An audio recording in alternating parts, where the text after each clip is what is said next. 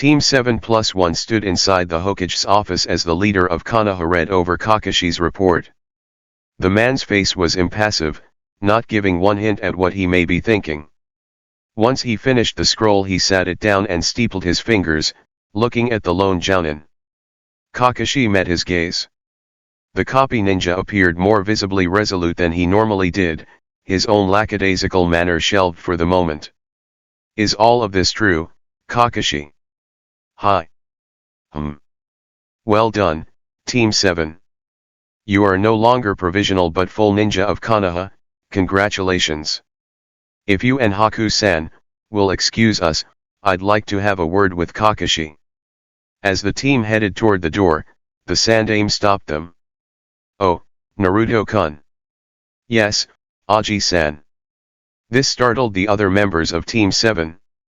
They'd heard Naruto speak about his Aji-san but never had he referred to the Hokage as such in their presence nor given any hint that's who he was speaking of this entire time. Saikun and the regular escort will be on training ground 23 at 7 a.m. tomorrow. Hi. The team departed after that, Kakashi already informing them they would have 2 days off from training and missions. As they left, both the Sandaime and Kakashi saw Sasuke's reaction, a glint of suspicion that Naruto was receiving something the Uchiha hadn't. It didn't portend for great things in the immediate future but that would have to wait for now. Kakashi, what were you thinking? You should have either cancelled or immediately called for backup as soon as those missing ninja attacked. I truly believed I could handle any unforeseen risks that would arise. Yes, but you didn't handle it. Tell me, if you didn't have a seal master on your team, how do you think this would have played out? I would have had to fight Zabuza as we entered wave. Maybe I win, but with my concern for my students I couldn't go all out, and if his apprentice had attacked with him I could have been overwhelmed. Yes, this Haku person. She seems close to Naruto-kun and this doesn't seem to bother you. Those two grew closer during the mission. I made sure to watch them, Hokage-sama. She's not a threat, just a young woman trying to figure herself out. They did spend a lot of time together because for whatever reason they understand each other. And after years of being with Zabuza, he goes to Kiri but she comes here. She's not a killer. Zabuza knew it, I can see it. I suspect even you can pick up on that. I will allow this for now, but if this is some trick by Zabuza or Naruto-kun gets hurt, all responsible will know my displeasure.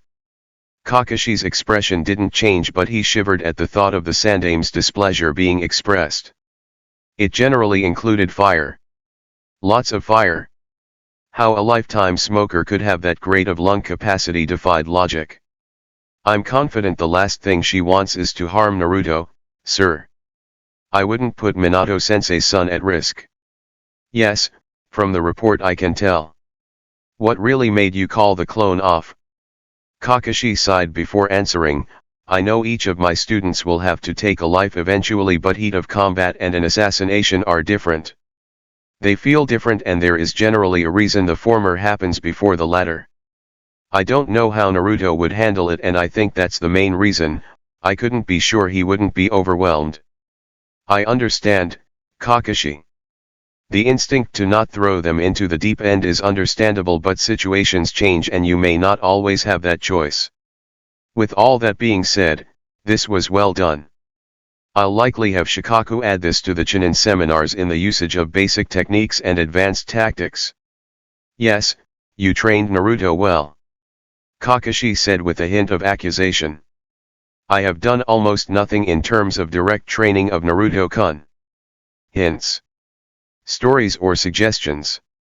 Yes. But little beyond that. Why, what's the problem? My team is unbalanced. Gravely unbalanced.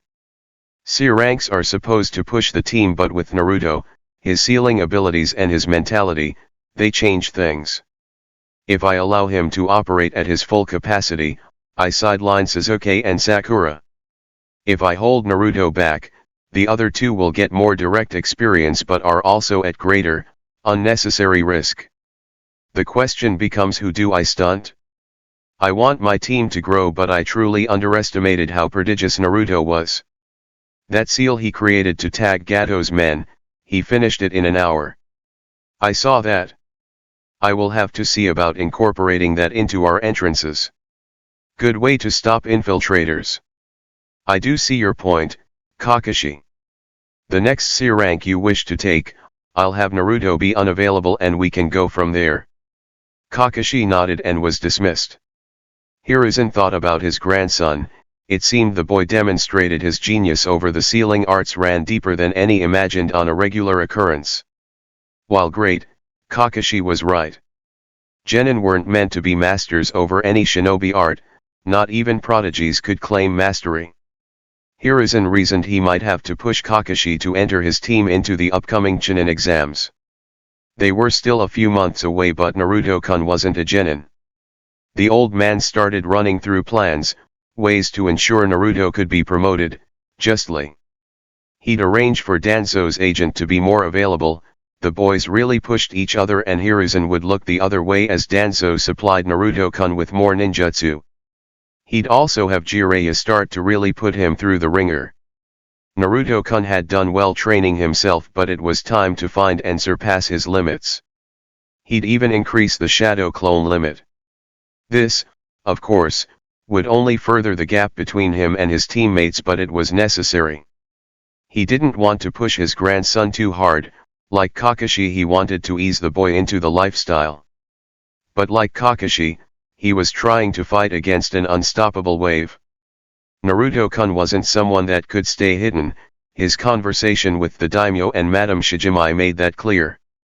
The Chunin exams, they wouldn't be able to hide him after that. Haku and Naruto walked through the village. She discreetly observed the villagers and could see many did seem uncomfortable when they laid eyes on her friend.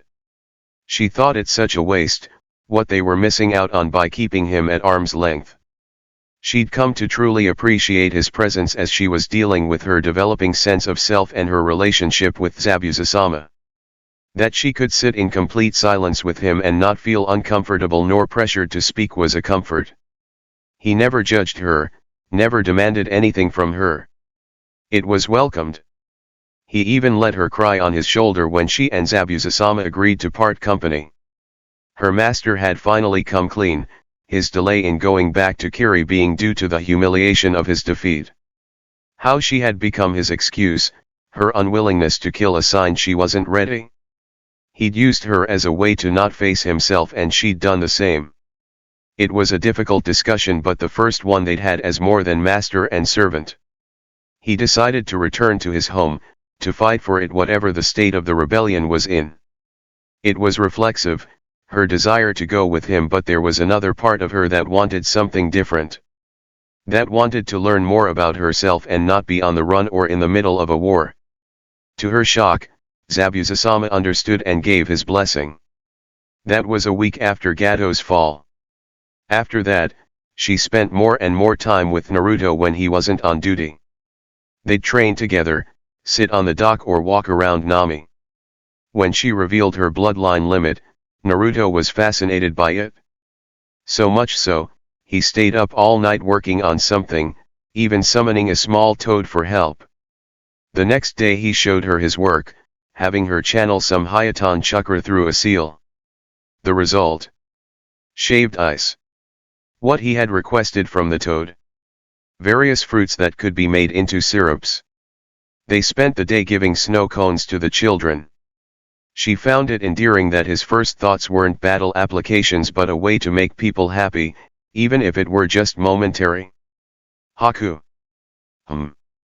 She replied, having been lost in thought she'd simply followed Naruto without paying much attention.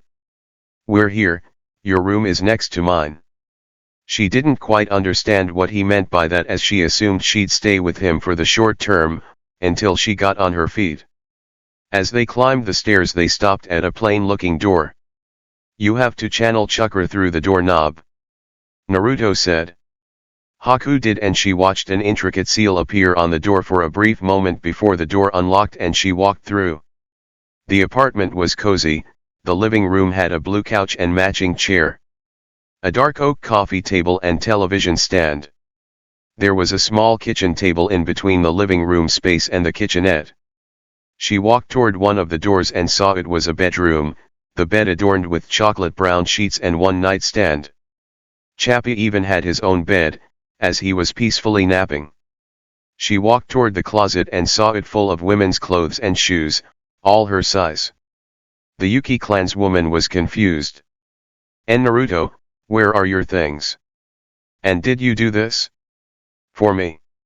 Next door, this is your apartment. I had Gamakaki request Ino-chan's help, so she picked all of that out.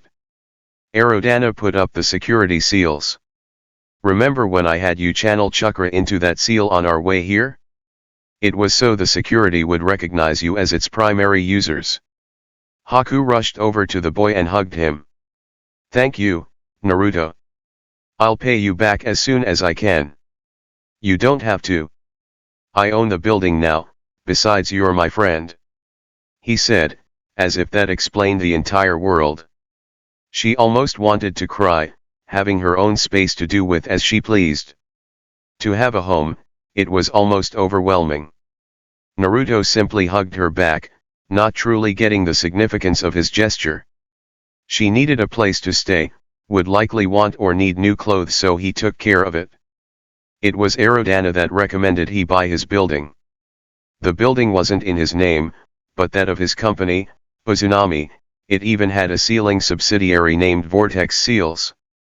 It was an attempt to keep Naruto anonymous and keep any inquiring minds from investigating why a 12-year-old orphan was becoming obscenely wealthy in such a short time. It also helped hide the transfer of his inheritance and the IP of his parents' seals to Naruto. Due to that, allowing Haku a room for however long she needed it simply wasn't a burden. Haku soon released the hug, wiping the unshed tears from her eyes. Naruto started for the door, but not before asking if she were up for meeting some of his friends later. She agreed and Naruto exited, only to see Arodana standing at his door. Arodana, he said, and saw the sage lower his head. Gaki, you have to stop calling me that. But you said you were a super pervert in your introduction. Granted, but still, how am I going to get some ladies if you keep calling master pervert? Jiraiya watched Naruto stroke his chin. Were you getting ladies before I started calling you that? Why, you little brat! He exclaimed with no real heat, and Naruto cracked a small smile at his godfather's antics. He found the man amusing. I'm here on a mission, Gaki. Someone has some seal work I've never been able to decipher. I want you to check it out, and on the way you can tell me about your first C rank and this enemy Kunoichi you romanced. Romanced? I didn't romance anyone. I think you'd do better with women if you knew what romance meant, Jiraiya. Naruto spoke in response, looking at Jiraiya in mild confusion. I wrote the book on shinobi romance. Your female characters are underdeveloped. I swear, everyone's a critic. Jiraiya said in defeat as the two left the complex. Jiraiya led Naruto to a secure Umbu facility and guided the boy through the series of tunnels until they arrived at a sealing chamber. Jiraiya walked in, Naruto right behind with Anko sitting on a hospital bed.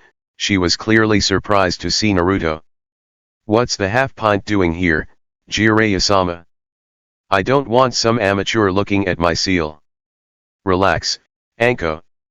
Naruto is a certified seal master, the one sensei was telling you about.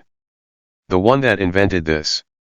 She said, holding up her wrist to show the fun bracelet. One and the same. Also, that is a secret, so please don't spread it around. Anko didn't seem sure. She knew Jiraiya wouldn't mess with her, not about this, but it was difficult to believe a newly minted genin could do something a Sunin hadn't managed. However, beyond her misgivings, she was desperate to be free of the seal, and if the kid could help even slightly it would be worth it. Okay, Blondie, let's see what you can do. Naruto nodded and then approached. He performed a series of hand signs and then activated his projection screen as he watched the seal decompress.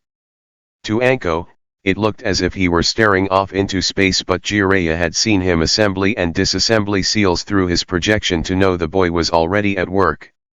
Naruto checked over the elements of the seal, multiple times.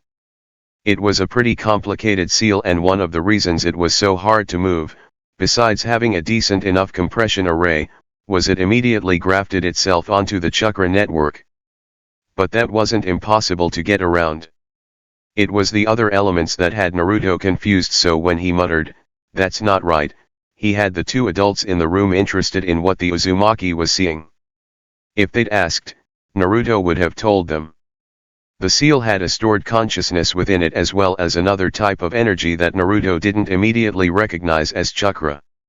It had limiters placed within the seal, to handle aggression as well as muscle activity, as if there was an expected increase in strength the body couldn't fully handle and would break down if it weren't capped in some way. There were some other things in here as well, such as a mild enhancement to one's healing rate and improvements to reaction time and awareness. However, Naruto came back to the limiters and control. Nothing within the seal could account for why they would be necessary or how that other energy was tapped into. There was no array that led to it, but he could tell the seal was meant to respond to it. It was a puzzle, and Naruto wasn't happy. The blonde could feel he was missing something obvious, making an erroneous assumption, but he couldn't see what it was. It wasn't located in the seal, he'd been thorough in his analysis. While the seal was triggered by the inflicted chakra system, it only activated it. The seal was wholly complete as is. If it wasn't the seal itself, maybe it was the application. "Anko-chan, how was the seal applied to you?" "I was bitten." She spat. That surprised Naruto. He'd never heard of a seal being applied from the mouth. He started thinking of why that would be. Seals materialized via chakra are generally done so by the hand. Could the bite be significant? Naruto wondered. He activated his diagnostic jutsu on the seal, having up to this point assumed it was either ink or chakra based. The diagnostic jutsu showed something else. It was a hybrid seal of chakra and some type of organic compound, one that must react to the stored energy. Naruto was dismayed at the idiocy of the seal. Organic compounds, enzymatic or otherwise, that can react and interact with chakra weren't new. Chakra poisonous wouldn't exist if they were. However, there is a reason chakra is comprised of yin and yang. Enzymes can destabilize chakra, and the subsequent reactions essentially override the intentional aspects of human chakra. The control people have is gone, given over to a purely natural reaction, be it a corrosion of the chakra network or whatever the seal sought to do. Before Naruto could undo the seal, he'd need to find a way to neutralize the enzyme, but he'd have to identify the type of energy contained in the chakra first.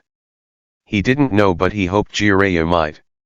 He called the Toad Sage over and gave him access to his projections, both the seals and the chemical breakdown of the sealing material.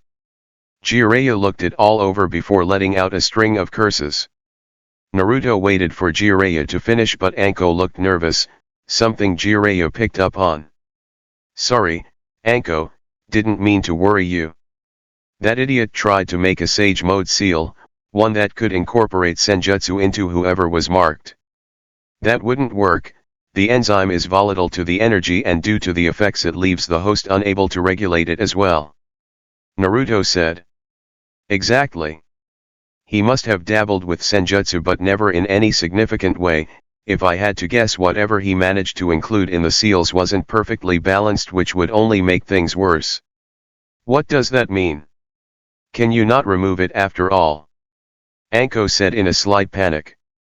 "If I can find a way to neutralize or even momentarily stabilize the enzyme, I can remove the seal," Naruto answered to a pair of wide eyes. "What? Gaki, you know a way to remove it?" "With the stipulation I put forward, I believe I do, yes. But I can't give a timetable. I don't want to give you false hope, Anko-chan." "You haven't. I think we should get out of here and get to work. Don't want to leave a pretty lady in distress," Jiraiya said. "I will get to work, but I'd be just as committed if you weren't beautiful, Anko-chan." "I find that very reassuring, Blondie," Anko said with a laugh and watched as the pair departed. She understands the boy tried not to give her false hope, but it was hard not to imagine a future free of her seal, free of her past, free of Orochimaru. Naruto's mind was busy making plans as he exited the building with Jiraiya. He was going to have to shelve some of his projects until he figured this out. He summoned 20 clones to go to the hospital's labs to get to work on finding a counter to the enzyme. It also occurred to him that Jiraiya knew about the senjutsu energy being utilized and may have a solution. He asked and Jiraiya grimaced.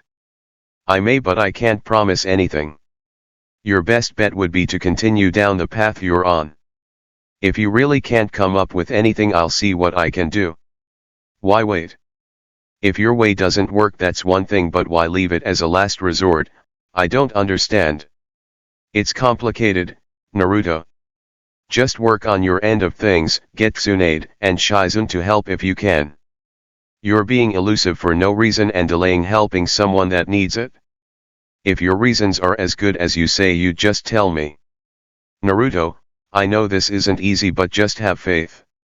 Jiraiya requested before leaving via a shunshin. Naruto had a small frown on his face, not believing this was entirely about Anko-chan's seal. Whatever it was, the Uzumaki didn't think it was worth the delay to free a fellow comrade. He put it out of his mind for now. He wanted to get some sleep before his plans for the night. Several hours later, Naruto and Haku were making their way to the Hyuga compound. Naruto was wearing a blue, V-neck shirt, black pants and blue sandals. Haku was in an aquamarine floral print kimono with black, low-heel sandals. The two were chatting, Naruto telling her a little more about Hinata and the Hyuga when they saw Ino just ahead of them, looking quite pained. The two increased their pace to catch up to the Yamanaka heiress. Ino-chan, what's wrong? Naruto asked. Asuma-sensei has increased the intensity of our training, she replied, though straining a little. Oh, I thought you said he was lazy. How did you convince him to train you more? The Yamanaka blushed, to Naruto's confusion. She really didn't want to share that particular story as it wasn't an exact highlight of her career. Asuma-sensei, you need to train us better. We're the weakest team of our graduating class. Ino nearly shouted, frustrated at Asuma's intransigence. She'd requested an increase in their training before, but he'd always just waved her off. Ino, you're just a genin. I want to ease you guys into this lifestyle, not have you burn out. What's the rush? The rush? The rush is I will not lose my virginity to Hinata Hyuga and Naruto Uzumaki because I was too weak to stand up to that little psycho. Ino panted out and then blushed. She went on to inform her team about what transpired and why she wanted to be stronger. Asuma, seeing this as a way to deny the Uzumaki a threesome, agreed. Naruto, aren't you going to introduce me to your guest? Ino said as a diversion. Oh, Yamanaka Ino-chan, this is Yuki Haku. It's nice to meet you, Ino-san. I understand I have you to thank for my wardrobe. Nice to meet you as well, and I'm glad you like it. It's not every day a toad with a wad of cash asks you to go shopping. Well, you have excellent taste, so I appreciate it. We're going to be great friends, Haku-san, I just know it. The now trio walked the rest of the way and was granted immediate entrance into the compound. As they followed their escort, they ran into the clan head, and Hinata's father, Hayashi. Ino and Haku bowed and offered polite greetings. Naruto did not. Good evening, Hyuga Hayashi-san. Hayashi wanted to roll his eyes at the boy. How he managed to be formal like Minato and yet still give less than a shit about titles like Kushina was impressive. Some part of him wondered if he did it on purpose, but his face was as unreadable as any Hyuga. He felt he owed a debt to the Uzumaki for helping Hinata shed herself of her debilitating shyness, though the effects he's had on Hanabi have been less desirable. I will defeat you today, Uzumaki. Speaking of. Hayashi just sighed, his little girl used to be so dignified. Hanabi, that is not how we greet guests in this house. She rolled her eyes. His little girl rolled her eyes. Greetings to you all, even you Uzumaki team. Hanabi. Hinata exclaimed from behind her father and sister both. She won't always be here to protect you. Hanabi said and left in a huff. Naruto, what did you do to her? Ino asked. I beat her in a staring contest. Seeing the look of disbelief on their faces, Naruto just shrugged. He didn't exactly understand it either. Come this way, dinner will be served soon, Hinata said, and Hayashi watched as the young ninja went into a small dining room. He left them alone, instead choosing to talk to Hanabi about her crass behavior. The foursome settled in and shared dinner while exchanging stories. Ino and Hinata were both curious about Naruto's C rank, neither having been assigned one yet. Naruto relayed the details but made sure to include impressions and other things to make it more interesting, as several books on communication had suggested. He ended his story by focusing on the daughter and grandson of the client. So, she put together a picnic basket for Haku and I. And she hugged me a lot. She was really weird. Naruto concluded, to snickering from all the girls in the room. What?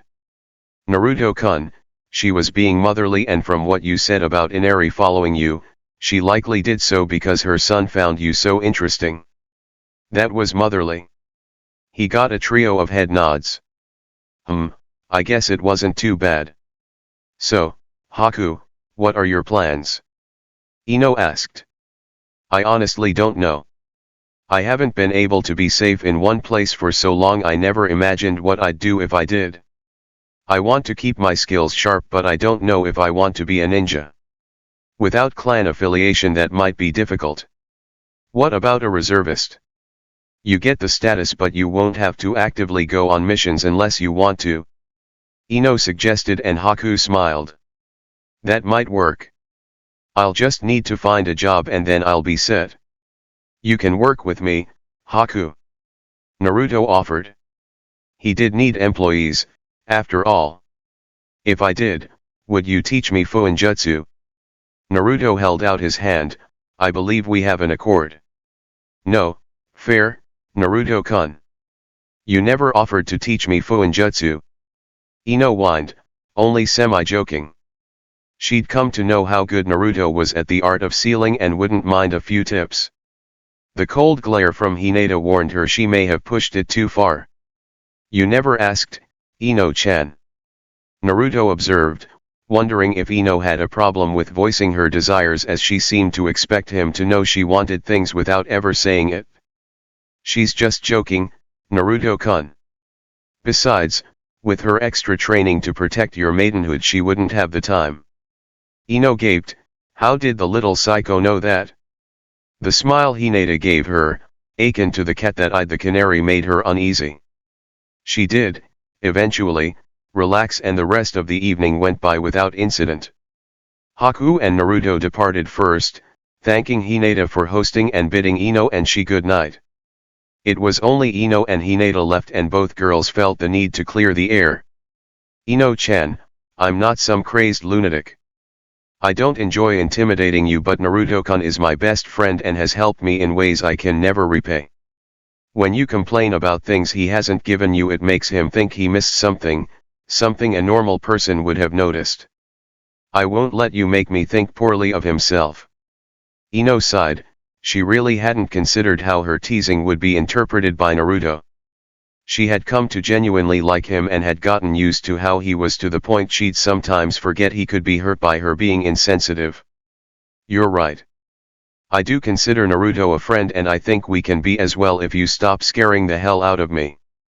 I can try, Ino, but it won't work if you think poorly of me. You mean the psych dash? Like, why do you think I'd share your first time? Hinata giggled as she walked back into the compound, Ino staring in horror at the gates before cracking a smile. It appeared while she may not be able to tease Naruto just yet, the Hyuga was down to play. She smiled all the way home at the prospect of having another female friend, not really having one since Sakura and she fell out. Tenzo overlooked his charges as they were engaged in a fearsome battle. It made the longtime Umbu agent smile, recalling his early days of hard training with his peers, pushing each other to be better.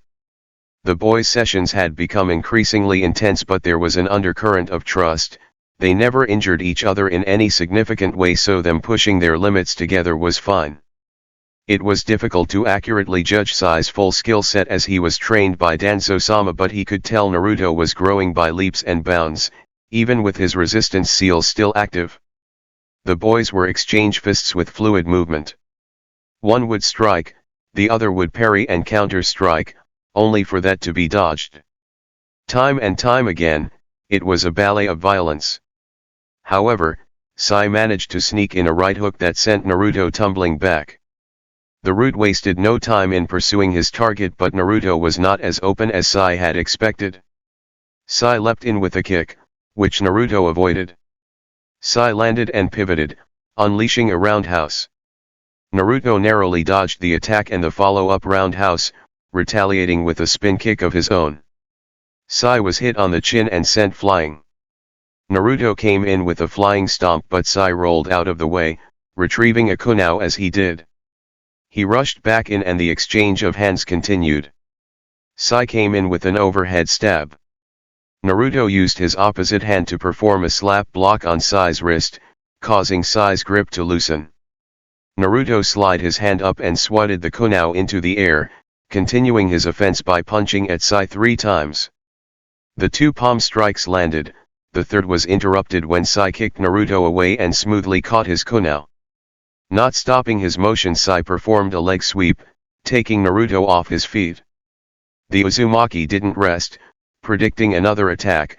He performed a handstand and spun away from Sai's offensive, coming to his feet and having taken out his own kunao from his leg holster.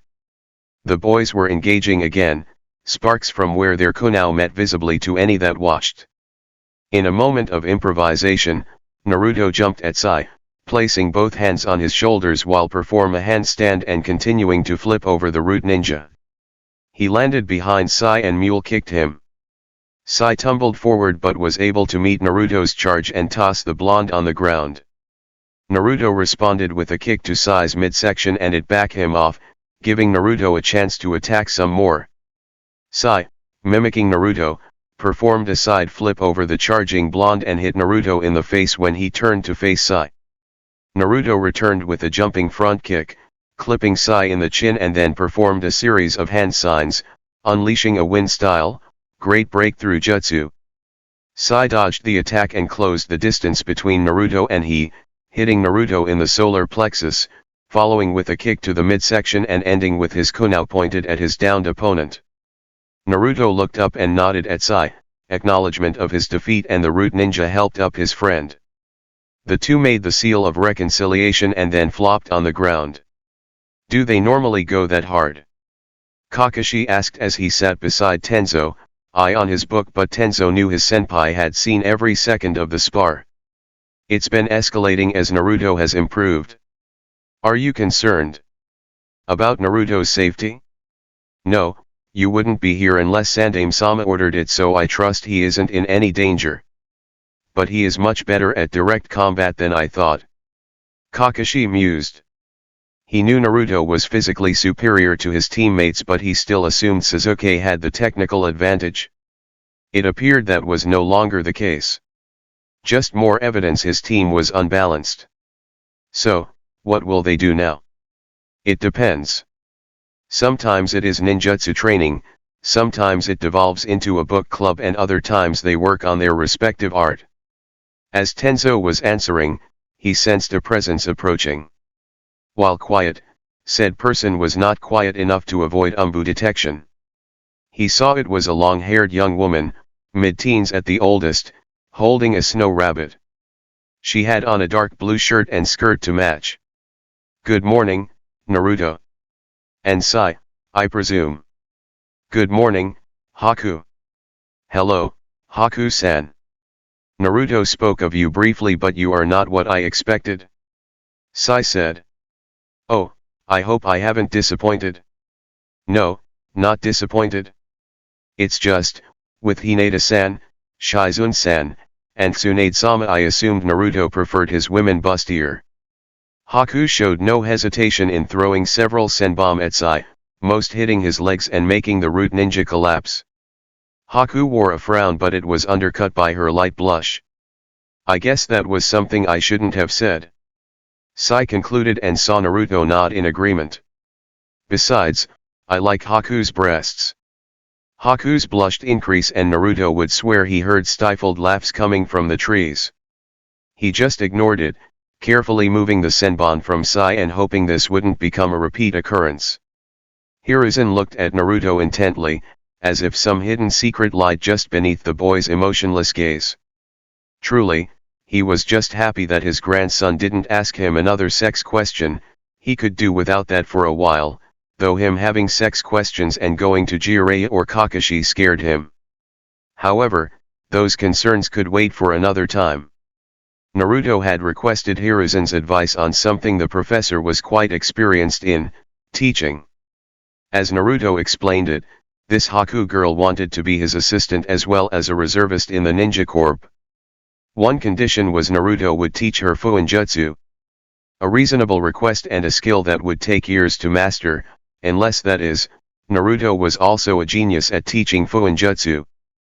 Hiruzen didn't know if he should hope he was or pray that he wasn't.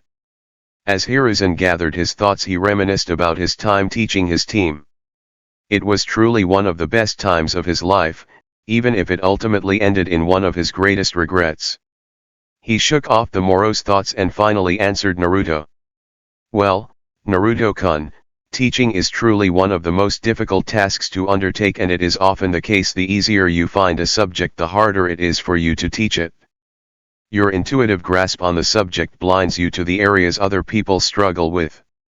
It can take time to find your teaching style, but also learn to be adaptive enough to the learning styles of your students. It shames me to say this, but I initially was not a very good sensei to Jiraiya-kun because of that very dynamic. What do I do? Communicate. Explain things as you understand them, but listen to what Haku has absorbed. It is often the case that what we are teaching and what our chargers learn are not the same, but if you are patient with each other and diligent, I believe you can be an excellent instructor. Just be patient with your student and yourself, and know if you run into difficulties you can come to me or seek advice from Tsunade or Jiraiya, as they both have years of teaching complex, highly technical disciplines. Or Heitake sensei. Yes, even him, Hiruzen replied with a chuckle. Naruto nodded. Now, how is your other project going? Not well, Naruto said evenly, but Hiruzen could read a level of frustration in his words. It'd only been 2 weeks, but even with Tsunade's help, they hadn't been able to find a counteragent to the compound. Keep at it, Naruto-kun. I know you want to help Anko, but don't burn yourself out in the attempt, okay? I'll try, Aji-san. Good, my boy. Now, as you know, you'll be touring the facility that makes your fun bracelets at the end of the week. The rest of your team will be taking a C rank during that time, but I have a special jounin assigned to escort you. Naruto had requested to see the facility, and Hiruzen figured the boy could update the security while there. He would send Jiraiya, but the man was out collecting intelligence. Besides, Hiruzen had seen the tension between his student and grandson and figured Jiraiya was giving Naruto space. Naruto nodded again and then departed, saying goodbye to his Aji-san as he made his way to Ichiraku Ramen. Heitake sensei had given him a few days off as he focused on Sasuke and Sakura. Naruto didn't mind, he had plenty of people to train with. One such person was actually sitting at the ramen stand as he arrived. Hello, Haku. Sorry, if I'm late. Hi, Naruto-kun, you aren't, I'm just early. As Naruto sat, he saw Ayame approach with a smile on her face. Welcome, Naruto-kun. What will you have to today? Hello, Ayame-san. Naruto never got to finish as the girl leapt halfway across the stand and grabbed his cheeks, pulling them in opposite directions. Ayame-nichan, she said slowly. Hi, Ayame-nichan. Good, now, what will you have? The usual, Naruto said as he rubbed his cheeks. Haku giggled as it was the most childlike she'd ever seen her friend. It didn't surprise her, as Naruto frequented the ramen stand regularly and the young woman before her was also warm and inviting, especially with Naruto. Haku knew there was a story there but would ask later. She just enjoyed seeing Naruto be treated like a normal 12-year-old from time to time. Tsunade entered her office, her mind abuzz. It'd been one of several therapy sessions and she always needed time to decompress afterward. It was difficult to fight the regret of not having done this sooner, as it didn't take long to uncover it was more than just the deaths of Dan and Nawaka that weighed on the last Senju. While she did still mourn them and feel like a failure, there were layers to her grief. She often felt like a hypocrite, not being able to move on from their deaths when she was one of the most prolific killers in modern shinobi history. How many lovers and siblings did she take from people? How many grieving family members did she send to the bottom of an endless bottle because drunken stupors hurt less than sobriety? How could she be lauded as a medic with so much blood on her hands? She'd existed in a duality, one most medics after her could avoid. She felt alone in many respects, as the fractured parts of herself were in constant conflict. At least, they were before. It was not fast, healing the mind didn't happen instantly, but slowly Tsunade was finding a way to become whole again, to accept all of her, good and bad. She'd already almost overcome her hemophobia, projecting a return to surgery soon. She'd even been seriously training with Shizun again, allowing herself to feel genuine joy and not have it torn asunder by overwhelming guilt.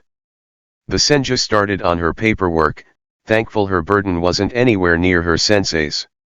She worked methodically, paying attention to the budgeting reports, preliminary plans for the medic training program and the new security clearances. Those had been slow, medics taking a backseat to the frontline Jounin and Umbu, but progress was being made and most of the senior staff had been cleared. Tsunade heard a knock at the door and gave permission to enter. She smiled to see it was Shizun on the other side, with Tonton strutting in at her feet. "I figured you might want some tea before you started your day, Tsunade-sama," Shizun said before placing the mug down on the desk of her longtime teacher. "Thank you, Shizun." "Oink. And you, too, Tonton," Tsunade said with a laugh. "How was your session?" Shizun inquired. "Hard but good. I only wish I'd done this sooner, things could have been different," Tsunade lamented. "Things can be different now, I like to focus on that." "That's very wise, Shizun. How'd that happen?" "I had a good teacher. She showed me what not to do." "Har har har. Keep it up and I might start telling people how you cried when you couldn't revive the fish." "Tsunade-sama, that's not remotely true," Shizun protested, and Tsunade simply shrugged. "It doesn't have to be true to be believed." Tsunade expected Shizun to back down, but the dangerous glint in her student's eyes warned that wouldn't be the case. "Do that and I'll tell you've started reading Ika Ika." "You wouldn't." "I would, Tsunade-sama." "Fine, but one day I will get legitimate blackmail material on you," Tsunade threatened, frustrated that throughout their years she'd never caught Shizun doing anything legitimately embarrassing. Shizun laughed it off as she departed from the office. Having the goods on a Sunin was fun. "They don't look like much," Tenten observed, dryly. Ma, Tenten-chan, they're still fresh. You remember when you were just a few months out from the academy, yes?" Kakashi asked but didn't expect an answer. He was glad he'd forced Sakura to train with Naruto in the mornings, or this may have truly been a sad sight. Kakashi requested a replacement genin for the upcoming mission and Guy was kind enough to volunteer his soul kunoichi to the cause. Kakashi appreciated it as she was well trained, disciplined, and normal, unlike his other two students. "Cha, who the hell are you?" Sakura yelled.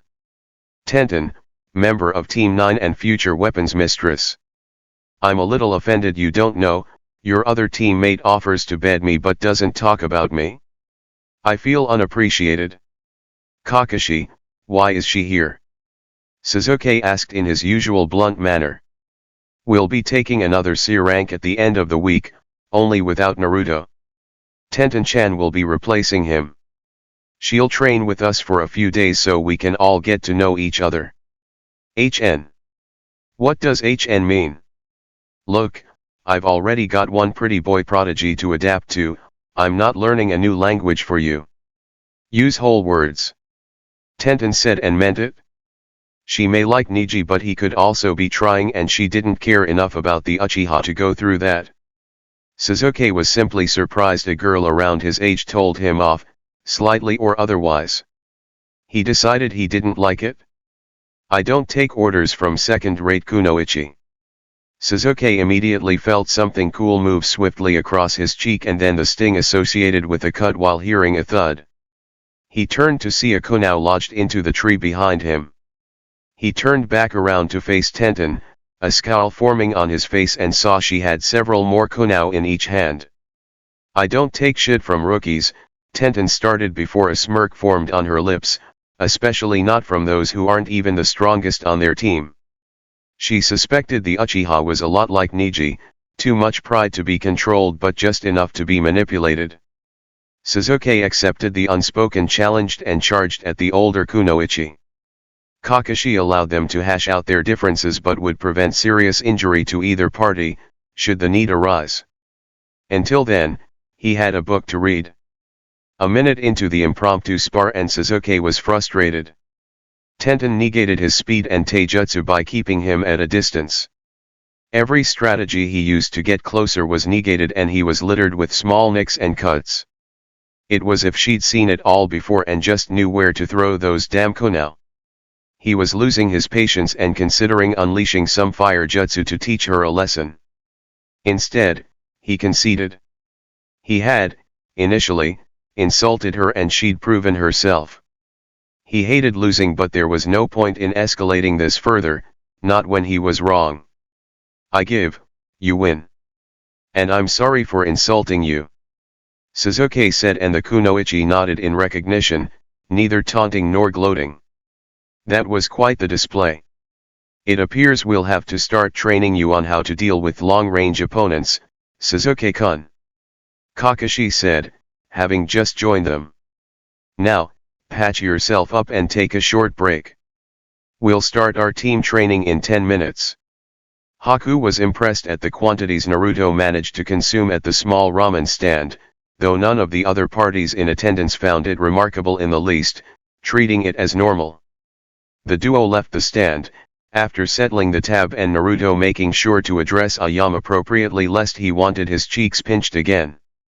Haku followed Naruto as he opted to take her to his preferred training ground for her first lesson. The two moved in companionable silence, but something was tempting Haku to tense. She couldn't put her finger on it, but she felt she was being watched, something at the edge of her perception. It didn't have the feel of seasoned shinobi, but years with Zabuza-sama had taught her to trust her feelings. She didn't have to wait long as three slow-moving blurs made their way directly toward them. Naruto made two clones in response and snatched all three out the air, maneuvering them into piggyback rides. Nii-chan. A small boy said excitedly. Boss. The other two cheered. Haku, this is Kono-chan and these are his friends Mogi and Udon. You three, say hello to Haku. Hi, Haku-san, the three greeted in unison. Oh, so you're the notorious prankster trio. Naruto-kun has told me about your exploits. All three gained a slight blush at her words. You talk about us, Naya-kan. Yes, Naruto said as his clones, and he continued on to the training ground. Why are you three not at the academy? We didn't have class today, Konohamaru answered. You know I'll check with Irika-sensei, yes. Hi. I wouldn't lie to you, again. Konohamaru said, recalling the one time he was less than honest with Naruto. It wasn't a pleasant experience and he swore to himself to never do it again. Besides, I never get to see you anymore. I send a clone for you regularly, Kono-chan. It's not the same. The young Sarutobi said in protest. He didn't want a clone, he wanted his big brother. I'll keep that in mind. Yay. So, what are you going to teach us today? Actually, I have plans with Haku, so I can't teach you anything today. Maybe they could join us since it just be the basics. Haku offered after seeing the three children start to pout. Naruto said nothing as he considered her alternative. I could, but if I'm going to teach you 3 fuinjutsu you have to promise me to practice your calligraphy every day and never set off a seal without allowing me to check over it first. Deal? Konohamaru said, answering for the trio. Okay, hold on, was all the warning the kids got as the 3 Narutos performed a shunshin with Haku following close behind. You gotta teach me how to wield those. I ain't gotta do nothing. Please. No. Guys, back me up here. Ino shouted. Team 10 were returning from a C-rank mission. It was a simple mission. Messengers from a private delivery service had been ambushed multiple times along various roadways. Team 10 was supposed to trigger one and gain intel on if someone was selling information or organizing the bandits themselves. Somehow, word got to the party in question as they had far greater numbers for Team 10. While all members had to fight, Asuma dispatched of most of the enemy with his knuckle knives. Ino was instantly enamored and proceeded to request, beg, and plead with Asuma to teach her. He'd been unwilling to do so. Troublesome, I want no part in this, Shikamaru stated. I don't see the harm, Asuma-sensei, Koji replied. See, Koji is on my side. Yeah, don't care. You don't need these, besides it is highly unlikely you have a wind or lightning affinity. So what? Ino shouted. She couldn't understand why it was so difficult to get this man to teach her things. She didn't have any offensive ninjutsu yet or defensive. She was getting better with her taijutsu, but this would certainly give her a leg up.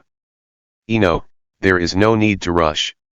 Firm up your basics before you start adding on new things, Asuma answered. He saw the Yamanaka start to retort before she stopped herself. How about a bet? A bet? Yep. If in our next training sessions I can beat both Shikamaru and Koji at the same time, you'll teach me how to use those knives. And what do I get if you lose? What do you want? You have to clean my apartment for a month, laundry included. It's a deal. I have no incentive to participate in this, Shikamaru points out. You only think I'm troublesome, Shika. You want to see what that looks like when I try? Ino asked, threateningly. What a drag. Buy me some barbecue and I'm good, Koji added. I'm sorry your lesson got interrupted, Haku. It was fine, Naruto-kun. I feel I still learned a lot even with you helping them, besides it's cute how much they look up to you. They do? Naruto asked in mild confusion. I think so, especially Konohamaru. It wouldn't surprise me if he wanted to learn fuinjutsu simply because he knows his big brother is good at it. But shouldn't he want to do things he's good at? Yes, but sometimes when you care about someone and admire them you want to do some of the things they do. I'll never be a kenjutsu user, but my stealth and silent killing skills are due to Zabuza-sama. I wanted to learn the things he excelled at. Oh, was all Naruto could say to that. He could somewhat relate. His Aji-san was his inspiration for wanting to be the Hokage someday, but he just assumed he had to do it his own way, although the more he thought about it the more he realized his various sensei weren't just teaching him skills but the skills they trained hard to perfect, the things they felt were important. So, it's like a legacy? Naruto asked. Exactly, and no matter what you do, a small part of you lives on through your students and their students. Because of you, there may always be people who understand fuinjutsu as a way for chakra to communicate with the world and not just a method of fighting. I think I like that, Naruto said after giving it some thought. Would you teach me something? I can, but why? Because that way, no matter what, I'll always have a part of you and spread your legacy. That's very sweet, Naruto-kun. Naruto looked back at her mildly puzzled. He wasn't trying to be sweet, but he shrugged. He'd have to ask his Aji-san about that later. The two continued until they reached their respective apartments, both bidding farewell. Haku would spend the day thinking about what to teach Naruto, Naruto would split his time preparing for the new mission and trying to unravel the last mystery of Anko's cursed seal. Green eyes stared into blue, neither blinking. Inoichi was not at all pleased to see the Uzumaki darken his door. That the boy seemed completely unbothered by Inoichi's stern gaze only added to his annoyance, but what put Inoichi over the top was Naruto's answer to Inoichi's question. "I'm here for your daughter, Yamanaka Inoichi-san." "Oh, and would you like to pay a visit to my wife after you finish up?" Inoichi questioned, sarcastically.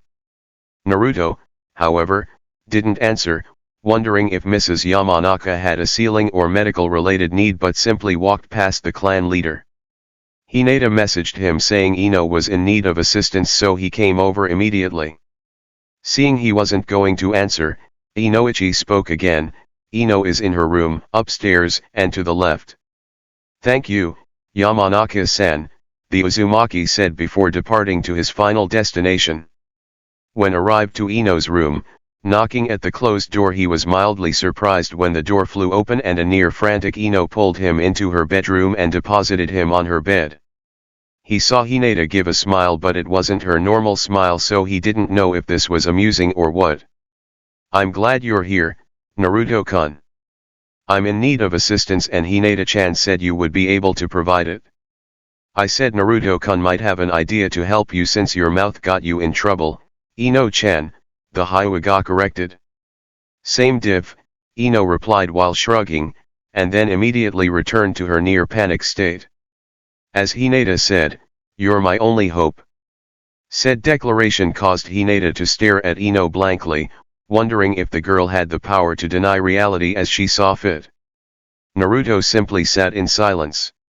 Ino, having gotten a little more familiar with Naruto speak, which included a lot of silence and blank stares, concluded he was waiting for her to tell him the actual problem, as his presence signaled his willingness to try to help. She learned Naruto didn't state the obvious. "Okay, so here's my problem. On our most recent C-rank mission some things went pear-shaped. We handled it, but during combat, I saw Asuma-sensei using these knuckle knives and it looked so cool. Of course, I begged him to teach me. I mean, I'm so behind. Even Forward Girl might be getting ahead of me since she trains with you, right? Sakura-san's rate of progress has been within the range of expectation. See, that's totally Naruto-kun speak for that walking billboard is getting stronger. I just want an edge, an ace that no one suspects, and it would aid in my taijutsu. These are all good points, Ino-chan, but I don't see how I can convince Asuma-san to train you." "Oh, no, that's not what I need help with. I challenged Asuma-sensei. I said if I could beat with Shikamaru and Koji at the same time he'd have to train me, and he agreed. The problem is, Shikamaru is sick smart, maybe even smarter than Sakura and you. Koji is a sweetheart, but he's a tank. I could wail on him all day and he wouldn't really feel it. Only Sasuke-kun, Kiba, and you were able to actually hurt him in the academy. Separately they'd be a challenge, but together, I'm totally screwed. I was hoping you'd have some advice or maybe a super seal to win it for me. So what do you say? Want to whip out that ink and paper for your dear Ino-chan? When is your challenge?" Naruto asked. 3 days, Asuma-sensei gave us 2 days off and we settle the bet on our return. So, will you help me? Yes, Naruto started, only to be interrupted. "Aw dash. But I won't give you any seals," the Uzumaki finished. "What? Why? Come on, you could totally trap them in something or other, it'd be easy," Ino whined. "Possibly, but this is not my challenge, Ino-chan, it is yours. This is a chance for you to improve and I wouldn't be a good friend if I took that away from you." Ino wanted to beg some more, but the slight hint of smugness on Hinata's face told her all she needed to know. "You knew he'd say no, didn't you?" "Yes," Hinata answered, not hiding her pleasure, "but it doesn't mean we can't help you, Ino-chan. We just won't solve your problem for you."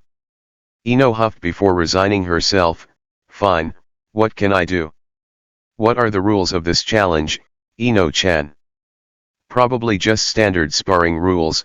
Asuma-sensei didn't stipulate anything before we left. Oh, okay. Then the challenge has already started, Naruto observed, causing Ino to look at him in apparent confusion. No, Naruto-kun, we fight Friday. No, you only have to appear to win on Friday, Ino-chan. That doesn't mean you can't take steps to secure your victory in the meantime. Ideally, both Shikamaru and Koji should be doing the same. But it's just a spar. No, Ino-chan, it's an assassination mission with the requirement the client watch you make the kill at a specific time. What? Outside of your agreement with Asuma-san and the laws of Konoha, you are free to act without violating the terms of your agreement. It would be irresponsible of you not to seek every advantage, Ino-chan. As Miyagi-san says, if a shinobi finds themselves in a fair fight, they've done something wrong. Ino gaped at Naruto's words, wondering if this is how he thought about things, seeing training through the lens of future missions or the ethics of a shinobi. The statement was brief, but the effects would be profound. Ino felt small and immature, wondering if that was why Asuma-sensei didn't want to train her more. She was too linear, too small in her thinking. She was worried about winning on the day of the spar. It was stupid, the reasoning of an academy student. Of course, he wouldn't want to teach her intermediate skills. She was still pretending to be a ninja. She should have seen the fight as occurring the very moment Asuma-sensei agreed to the bet. And worst yet, she expected her friend to just solve her problem so she could get what she wanted. The Yamanaka heiress hung her head in shame, much to Naruto's confusion. Hinata, however, knew exactly what was happening, as she was quite familiar with the looks of shame and self-criticism present in Ino's body language. Ino jumped a little when she felt arms encircle her, but quickly eased into the hug. It's okay, Ino-chan. Of our graduating class, Shino-kun is likely the only other one to come to such a conclusion. We're still learning and you've done nothing wrong. I didn't mean to make you feel bad, Ino-chan, Naruto added. He had thought he was helping but was concerned he might have done the opposite. You did, you have. I'm just embarrassed I've been so immature about this. Could you stay a little bit and help me brainstorm a plan? Of course, Ino-chan. The trio would stay in Ino's room and listen to her formulate plans, only offering feedback. This went on for 20 minutes before Naruto's eyes briefly glazed over. That was followed by Inoichi storming into the room, red-faced and breathing heavily. The man looked apoplectic. Get out, you damn brat! Get out right now! The Yamanaka clan head started shouting, only to be cut off by his wife. Inoichi, you leave that sweetheart of a boy alone. Daddy, why are you yelling at Naruto-kun? He's been here the entire time. He was in my bedroom with your mother. The two heiresses turned to look at Naruto, who didn't seem all that concerned about the jounin yelling at him. He assumed his friends wanted an explanation and he didn't mind, as he'd only done what Inoichi-san asked on him. As Naruto got to the top of the stairs, he created a shadow clone. If Inoichi-san's wife needed help, it wouldn't do to make her wait. Assuming Inukai-san's bedroom was at the opposite end of the hallway, Naruto sent the clone that way and continued on to his initial destination. The clone traveled the short distance to the presumed bedroom and knocked. Why, yes, was the pained response. Hello, Yamanaka-san, I'm Uzumaki Naruto and Inoichi-san requested I see about you. Oh, then come in, she responded, and Naruto entered. The room was dark, on the light of a dimmed lamp shone, but Naruto could see the Yamanaka propped up on the bed, looking on in discomfort. Naruto didn't hesitate to follow the protocols instilled in him by Tsunade-sensei and Shizune-senpai. As I stated, I am Uzumaki Naruto and am currently a C-rank medical ninja. Can you tell me what seems to be bothering you, Yamanaka-san? Emiko, dear. Hi. And what's bothering me is my back. This is all so silly. I was reaching down to pick something up and felt an intense pain in my lower right side. It was agony for the first 2 days, now it is simply mind-numbing. I told Inoichi-kun I just needed a few days rest, not a trained medic. Not even one of Ino's cute friends, saying the last part with a wink. Naruto smiled in response before continuing. How long ago was the initial incident? 3 days ago. Do you ever feel numbness or shooting pain in your legs? Only if I stand too long. I know this will not be comfortable, but do you think you could roll over on your stomach so I can check your back? Emiko, with Naruto's help, removed the covers from her, revealing she was in a floral print nightgown. She winced as she rolled over but managed to do so. Naruto activated his diagnostic jutsu and it confirmed his suspicion. You've herniated a disc in your lower back, Emiko-san. Oh, can you do anything? Yes. It is not severe enough to require surgery and is therefore within my current skill level. One problem is that while bed rest is initially good, after a day or two it becomes harmful. The muscles in your back have tightened and tense, making you stiff. That will prolong the recovery time. I can help with that too, but I would need you to expose your back to me. And I'll feel better when you're done. Hi. I would only suggest you follow up with another medic tomorrow as they may undergo further healing or recommend physical therapy. Okay, let's do it. Would you like a towel or a sheet to cover your lower body? And no, that won't be necessary. Naruto said no more as he gently lifted the back of Emiko's nightgown and exposed her lower back and cotton panties. Naruto noticed she had 2 dimples above her butt and thought it an attractive feature. He made a note to apologize to Haku for being skeptical about her aversion of showing her lower back. He also, idly, wondered if Ino-chan would develop similar features as she aged, assuming she hadn't had them already. None of these thoughts lasted long, nor did they delay Naruto from his responsibilities. He started treatment immediately, engaging a healing jutsu, though not the fabled mystic palm technique as he hadn't received the proper rank to learn it yet. However, due to the potency of his chakra and the Fuin jutsu enabled fine chakra control, even basic healing jutsu worked faster for him than most. In only 10 minutes the disc had been repaired and Naruto started on relaxing her muscles with a therapeutic massage.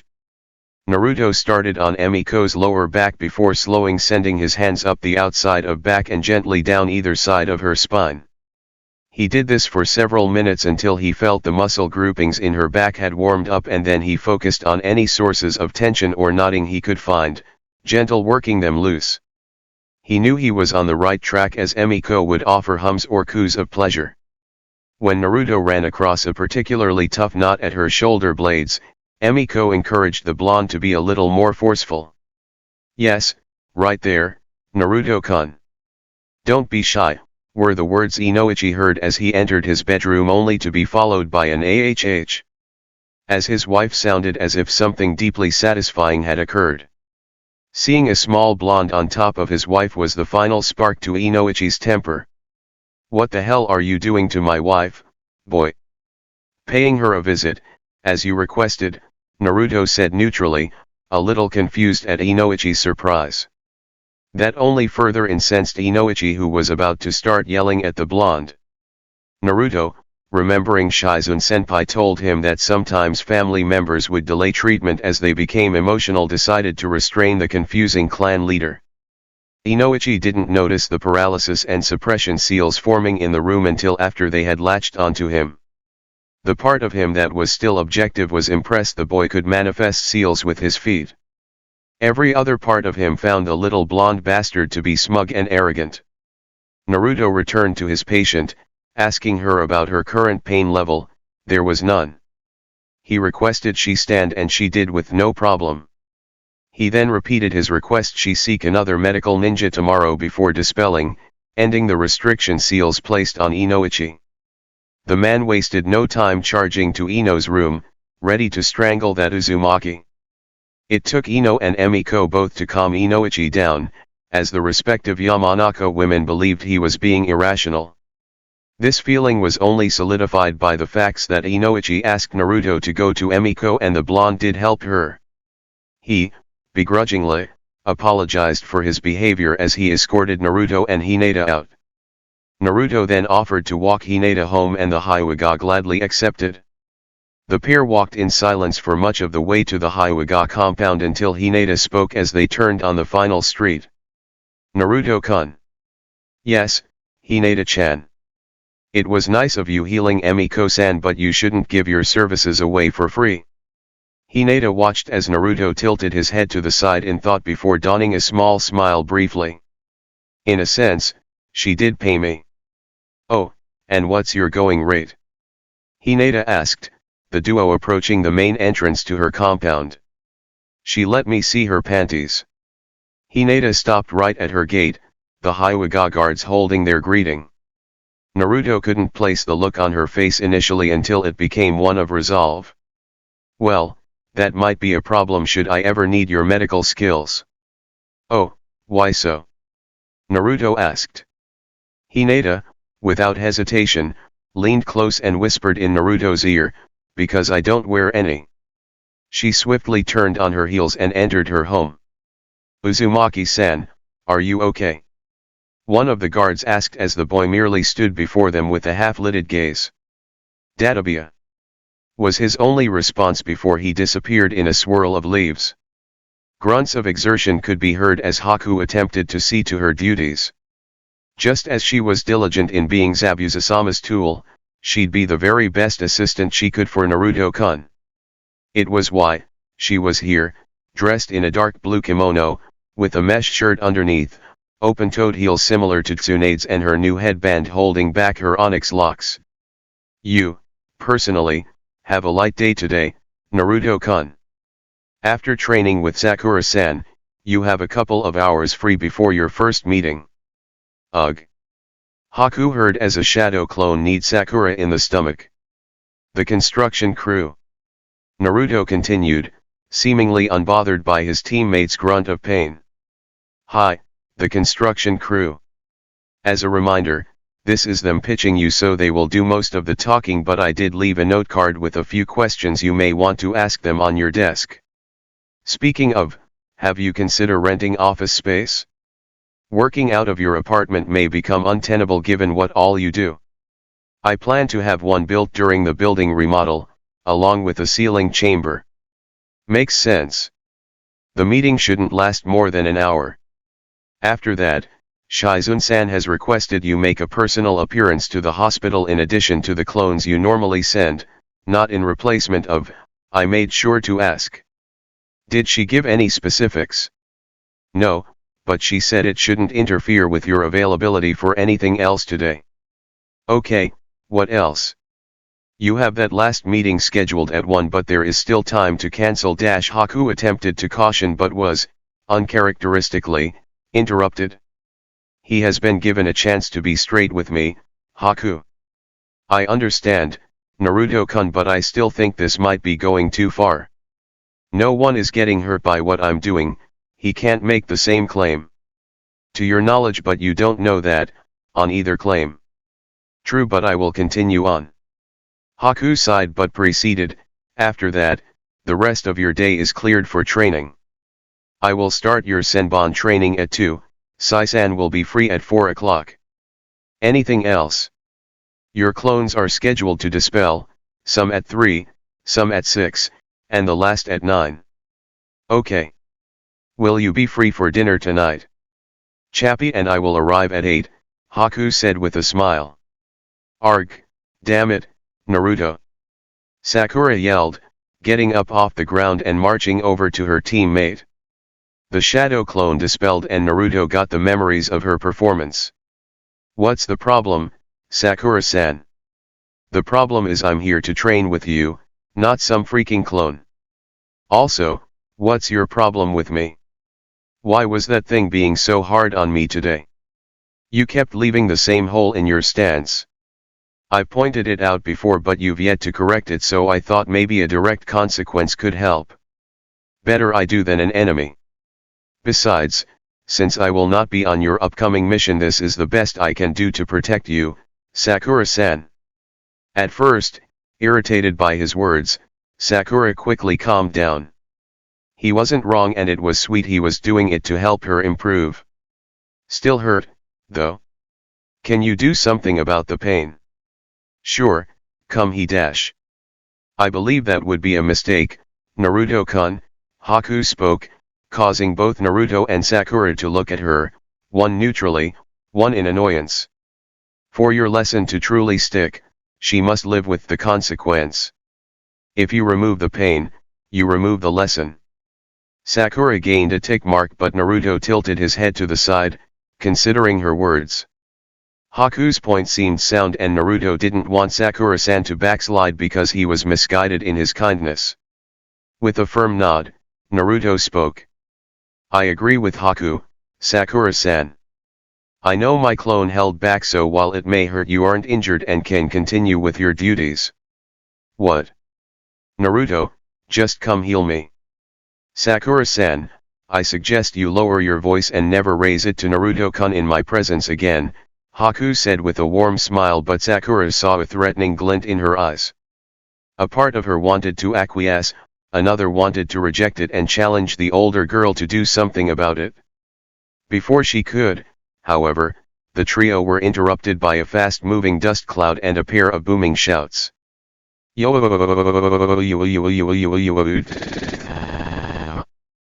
Filled the surrounding area as two green blurs and the resulting dust stopped right in front of Naruto and Haku.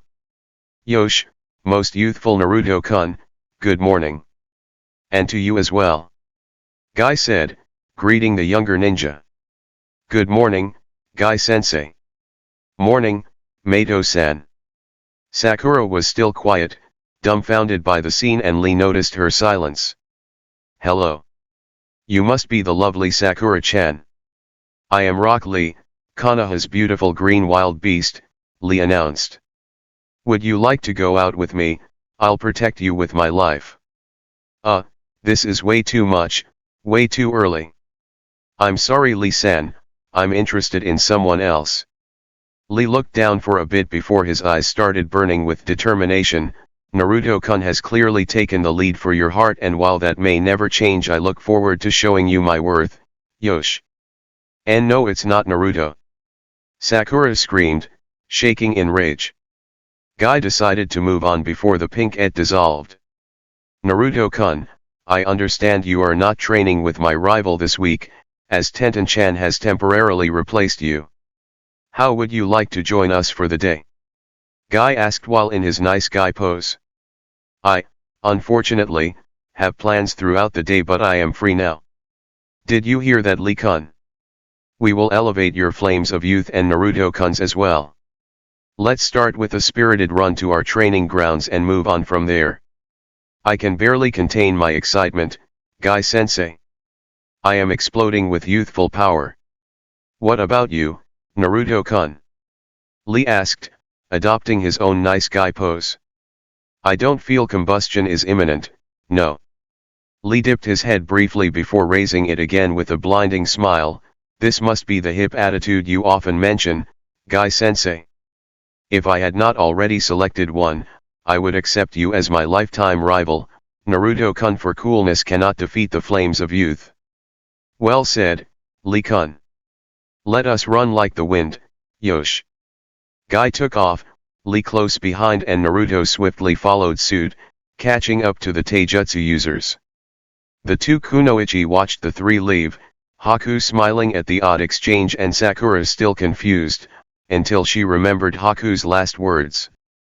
Haku-san, do you have a problem with me? Sakura inquired. Yes, she answered swiftly. Naruto-kun was only trying to help you, and instead of being appreciative of his efforts, you berate him as if he'd wronged you. He may not take personal offense, but I do on his behalf. Find a different outlet to vent your frustrations than targeting someone you know won't fight back. I don't do that. Yes, you do. You even did so in Nami, but that stops now. How is any of this your business? He's my teammate, and if he has a problem he can say so. I'm his assistant and, more importantly, his friend. So, I will repeat, find a better outlet for your frustrations. Yeah, what if I take them out on you? Sakura said in annoyance only to hear a delicate laugh. You fight like a pillow-fisted gorilla, Sakura-san. You're years away from being a threat to me, Haku said and then vacated the training ground via a shunshin. Sakura only gaped at the final remarks of the older girl. Soon a fit of burning anger took hold and Sakura abused the nearing training post in response. She'd stay there until time to meet her team. Nara stared intently at a Yamanaka. Yoshino was sure she'd misheard Ino's request. It was quite early and she may not have been fully alert. She was also surprised that Ino had even come here at this hour. That would explain it, her mind simply hadn't processed Ino's words correctly. There was no way Emiko's little girl was asking her to drug her own child. No way. Ino-chan, I'm not sure I'm understanding you, Yoshino said and heard the heiress huff. Ino had come by early, as Shikamaru hadn't even awoken yet, to speak to Yoshino. While unusual, it wasn't odd as their families had been close for generations and Yoshino was something of an aunt to Ino. I want you to put this, she waved a vial of clear liquid, in Shikamaru's drink tomorrow night. It's a stimulant, like really potent caffeine, but that's it. And this is a training assignment. Yes, Yoshino Abakan. I have to be honest, we're the weakest team of our graduating class. I'm trying to push Asuma-sensei to train us harder, but I have to complete the exercise for that to happen. Which is to beat Koji and Shikamaru in a spar at the same time. Yes, ma'am. But as I am, I can't do that straight up. So, you'll cheat? Yoshino questioned. Technically, no. This isn't against the rules we stipulated. I'm just taking every advantage to make sure my mission is a success, Ino explained and watched the Nara matriarch nod along. Yoshino considered Ino's argument, while not overly concerned with them being the strongest team, she certainly wanted them to be a strong and solid team. Asuma being more rigorous couldn't hurt, and it would break Shikamaru out of this belief he only needed to really concentrate on his intellect. The mother in her balked at drugging her own child, but he wasn't a child anymore. If Ino were getting this serious about her career, Yoshino saw no reason to impede her development. I'll do it if you give me a full description of what the substance is and how you got it, Yoshino stipulated, and Ino nodded. She'd spent much of the night distilling the substance after her brainstorming session with Hinata-chan and Naruto-kun. She even had notes and documentation to provide in case Yoshino had asked for it. Ino smiled. Yoshino was going to be the harder sell of the two mothers she had to speak to. She was starting to believe she just might pull this off. Guy watched Naruto exit the training ground as Lee shouted his goodbyes. It was a good session. He'd had both boys drop their weight/resistance seals respectively and come at him. It was quite invigorating, and he was enthused to see how Naruto was improving the base taijutsu style Guy had helped him with. However, Guy couldn't shake his sense of guilt. He'd known from his rival that Naruto was developing into a capable taijutsu practitioner and the current best of Team 7. Guy hatched a plan to get Naruto to train with Lee and to put the young Uzumaki in a position not to hold back. Lee was a humble boy, but his tunnel vision regarding Niji was bringing about an unintentional arrogance as he solely compared himself to his chosen rival, blinding himself to the other challenges around. It worked. Lee saw that there was someone his age that could compete with his speed and strength. He hated using the blonde in such a way, but hoped the experiencing of fighting an elite jounin was, at least, close to a fair exchange for his time. While Guy was attempting to alleviate his guilt, Naruto was headed back to his apartment. He needed to shower before his meetings and wanted to send a few clones to the archives. He rather liked the unusual pair of beasts and wondered if Sai wouldn't mind having Lee join them from time to time. He wasn't surprised Lee was so fast, as he had no basis to gauge the boy's abilities, but knowing there was someone comparable to him did give him a little motivation to increase the intensity of his workouts. He really liked that he got an example of many of the basic strikes and stances of the Gukken style. He'd improved his memory recall seal, so projecting the fight and incorporating elements of the style wouldn't be too difficult, even if it was more rigid than his nascent style was.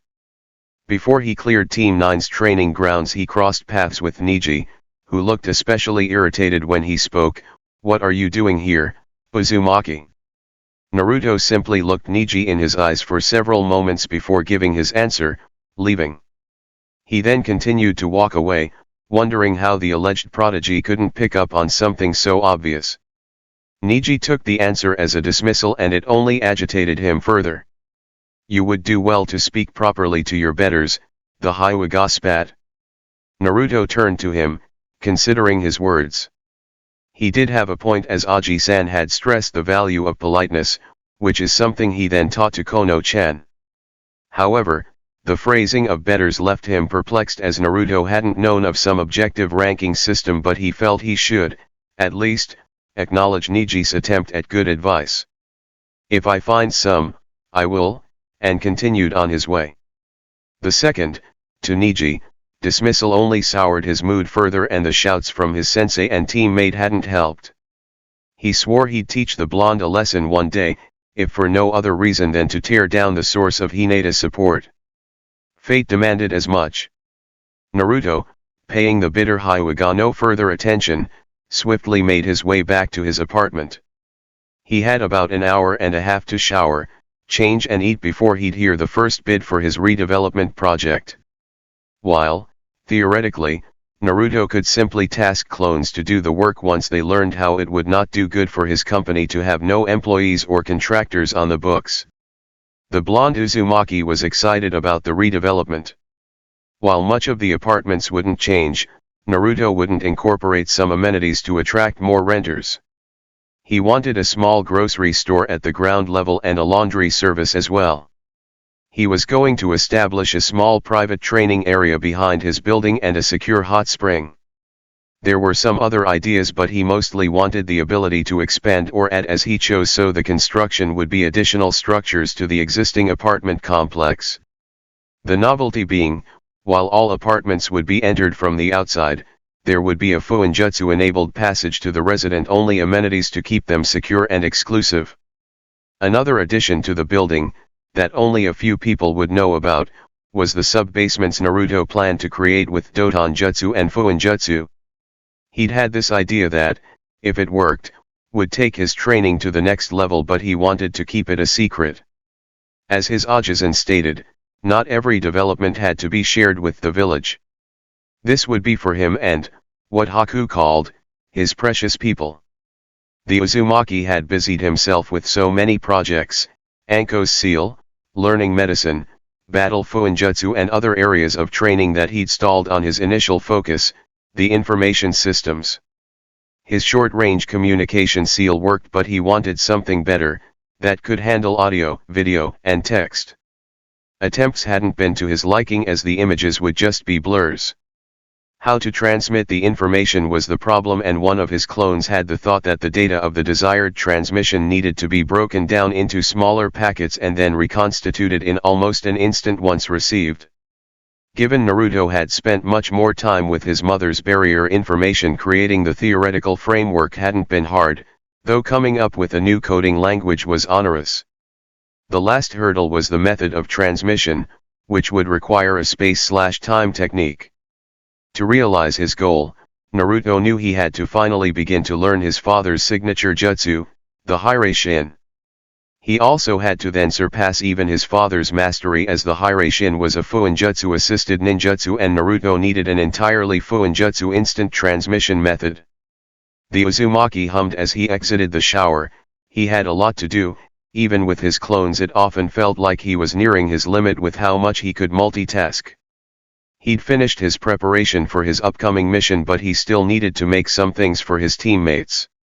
Just because he wasn't going to be there didn't mean he couldn't be helpful, and as his replacement, Tenten-san, was alleged to be really good at shuriken jutsu, he knew just the items to give her. He completed his hygiene rituals, dried off and changed, a black v-neck, long-sleeve shirt over a mesh shirt, black pants, and sandals to match. Not his usual shinobi wear, but since it was for business, Heitake-sensei and his Ajisen both recommended a change in wardrobe. He sat down at his table, a clone having prepared omurice with miso soup. The Uzumaki ate quietly, enjoying the small moment of inactivity. Kurane overlooked her team with a small smile on her face.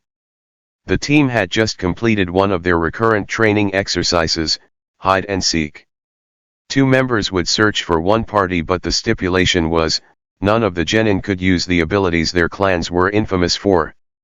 Kurane had to put a special salve under Kiba's nose to achieve this, as the boy couldn't simply turn his scent smell off. They'd struggled initially, as she assumed, but they'd grown over the months in and out of the exercise. Kiba had to learn to be more observant and thoughtful, qualities that were slowly bleeding into other facets of the Inyazuka's life. He'd still charge ahead, that'd likely always be his style, but he was getting smarter about it. Shino was learning to treat the environment and people around him as things to engage and interact with, not merely objects of observation and assessment. He was, in turn, talking more with his teammates about non-shinobi matters, and his teammates were all too happy to talk in return. Hinata, too, initially faltered, but she was learning to rely on more than just her eyes and getting more and more confident. Kurane couldn't be more proud of her team. While not the combat focus like Team 7, they had enough power to not fall victim like other tracker-focused teams, while also learning to be multidimensional in their ninja abilities. She was even ready to start them on some genjutsu studies, outside of how to detect and break them, which she drilled into their heads early on. None of them may specialize, but they'd all know how to do something in the illusion arts. Kurane's focus was disturbed by the presence of a hawk circling the team, meaning they were being summoned to the Hokage Tower. She wasted no time getting the genin's attention and leading them to the tower. If they were being summoned, it was likely a time-sensitive C rank. There was always a hint of concern when she took them out of the village, but she chalked that up to just the natural concern a teacher would have for her students, as she was also confident they could handle themselves. They were solid individually and even better as a team. The mission was a search and rescue, if alive, or confirmation of death if not. It would take them 2 days to reach the mountainous region they were traveling to, so Kurane gave her team an hour to pack and report to the main gate. Team 8 separated as they exited the Hokage Tower, each attending to their own mission prep. Kurane chose to go with the standard Jounin uniform, taking into consideration the weather conditions of the mountains. She resolved herself to barter with Uzumaki-kun to get some of his temperature control seals. Hinata already had them in her mission wear, and it had been a mental lapse to not procure some as well. She may make it a team buy, as Shino and Kiba could both benefit, but she'd have to consider what would be a fair trade for his services. Maybe some genjutsu lessons and even a jutsu, she wondered as she finished packing. After having a light lunch and rechecking her gear, Kurane left out, arriving just as the rest of her team did. She smiled briefly, as they were neither too early nor late. She spared them some brief words about their expected travel duration, and after officially checking out, Team 8 departed. Movement, she realized, was going to be her key to success. Any traps she erected needed to keep her teammates moving, off balance and guessing. Shikamaru likely couldn't use his shadow possession while moving, and his stamina wasn't the best either. He also didn't strategize the best when on the back foot, situations not in his control. Koji was different, he was all motion. The tank that could barrel through opposition when needed, but she'd use that against him, and without Shikamaru guiding him, the boy would lose confidence. Ino realized she'd have to work with Koji on that. He shouldn't use Shikamaru as a crutch, but it'd have to wait. The Yamanaka heiress was planning out her battle, that is why she was currently in her team's training grounds. She wanted to get a real feel for the area, looking at it through new eyes. She wouldn't put up any of the traps until tomorrow night just in case, but it was good to have a working schematic now. After getting Koji's mom to agree, Ino didn't feel as confident as when she left Yoshino. It was starting to feel real now. She had a brief moment of doubt as she wondered if she really could do this on her own, outside of the help she'd be receiving from her surrogate aunts. Ino immediately shook away those dark thoughts. She knew how many saw her, the vapid, fangirl heiress, the girl that would rather gossip than train. While some of those things were true, she was a sincere, and vocal, admirer of Suzuki. She wasn't some dimwit. She's been the one requesting more training, pushing her limits. She's the one trying to diversify her skill set. She had to win. This single victory wouldn't change people's perceptions of her, but she could start with Asuma-sensei. She could prove she wasn't just playing ninja, she was serious. From there she didn't know, but she had people to help figure it out. The Yamanaka simply knew she'd only accept the best from herself and push her teammates to do so as well. Two blondes sat in the observation deck of a surgical suite overlooking a team perform. From above it looked so orderly, a choreographed dance that belied the split-second decision-making and potential consequences should one misstep. Tsunade wasn't concerned, though. She'd trained Shizen well and had absolute faith in her longtime apprentice. Her visible discomfort was only due to the remaining vestiges of her phobia. Watching surgeries were to be an immersion therapy, a way to safely confront the symbol of her deeper issues. Tsunade hadn't told Naruto she had hemophobia, and he never inquired as to why she wasn't performing surgeries. He was, however, a very observant boy, and while he may not understand a lot, he does know the signs of discomfort and the periodic flinching of Tsunade's shoulders. Recalling some advice he read in a book once, Naruto simply reached out and held her hand. He missed the small smile she donned at his gesture, his focus having returned to the surgery. Being a combat medic is like fighting a war on all fronts. Time is against you, your conditions aren't sterile, and you often have enemies to worry about. Do you have enough supplies? Are you rested enough? Focused enough? Is there enough light to see? What if you have multiple patients? Who gets how much time? The development and refinement of medical ninjutsu has helped. The fewer surgeries we have to actually cut people open, the better, but even medical ninjutsu has stagnated in recent years. Why? Honestly? And this is going to sound arrogant as hell, but it's because I stopped creating them. Medics know more, but treatments and jutsu? Not much. What if I hadn't left and had died? Who would have continued to push the field forward? This is why I'm glad Sensei called me back. He was right, Naruto. With us working together, I think we can make another leap in the medical field and maybe inspire some other people to get off their asses and stop hiding in my shadow, Tsunade said, and saw Naruto nod in acknowledgement. Your security measures will go into full effect soon. We don't have many genin on staff, so their background checks will be completed soon, and I've been impressed with your pharmacology studies. Now, I want you to move toward actual treatment seals.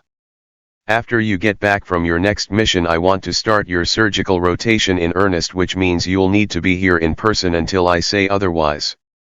Your clones can do rounds with our diagnostic Ians, though you are to no longer have them henge into other people. The transforming of the clones was initially agreed upon to not draw attention to Tsunade taking on a new student. It just looked like she was testing out a pilot program. It was also an attempt, on Hiruzen's part, as it was his suggestion, to insulate Naruto from biased staff or even patients. Tsunade was of the opinion that people either dealt with him being there or they could get the hell out, but ultimately deferred to her sensei's wish. But if he were going to be seeing more and more patients, there had to be a level of trust, so the deception had to end. Okay, was Naruto's response. Henge, no henge, it didn't really matter to him. Good. Now, as I was saying, unsterile environments and live combat zones are one of the more enduring issues. Do you think you could develop some type of medical room barrier? Tsunade asked and watched as Naruto stroked his chin lightly. Barriers, be they ninjutsu or fuinjutsu, required a good deal of chakra. The more you required the barrier to do, the more chakra it took to maintain it. That was simply just the reality of art. One that could offer protection, cloaking, Naruto's idea, as if the enemy can't see you they are less likely to attack you, as well as some kind of filter to purify the area and keep it that way, would be costly. But possible, the Uzumaki thought. Hey, before you go too far down that rabbit hole, I want to stop you, Tsunade said and laughed as Naruto developed a small pout. Another idea I want you to consider is some kind of stasis, as operating in the field is not always possible. I've attempted to create a jutsu to accomplish this but haven't been successful.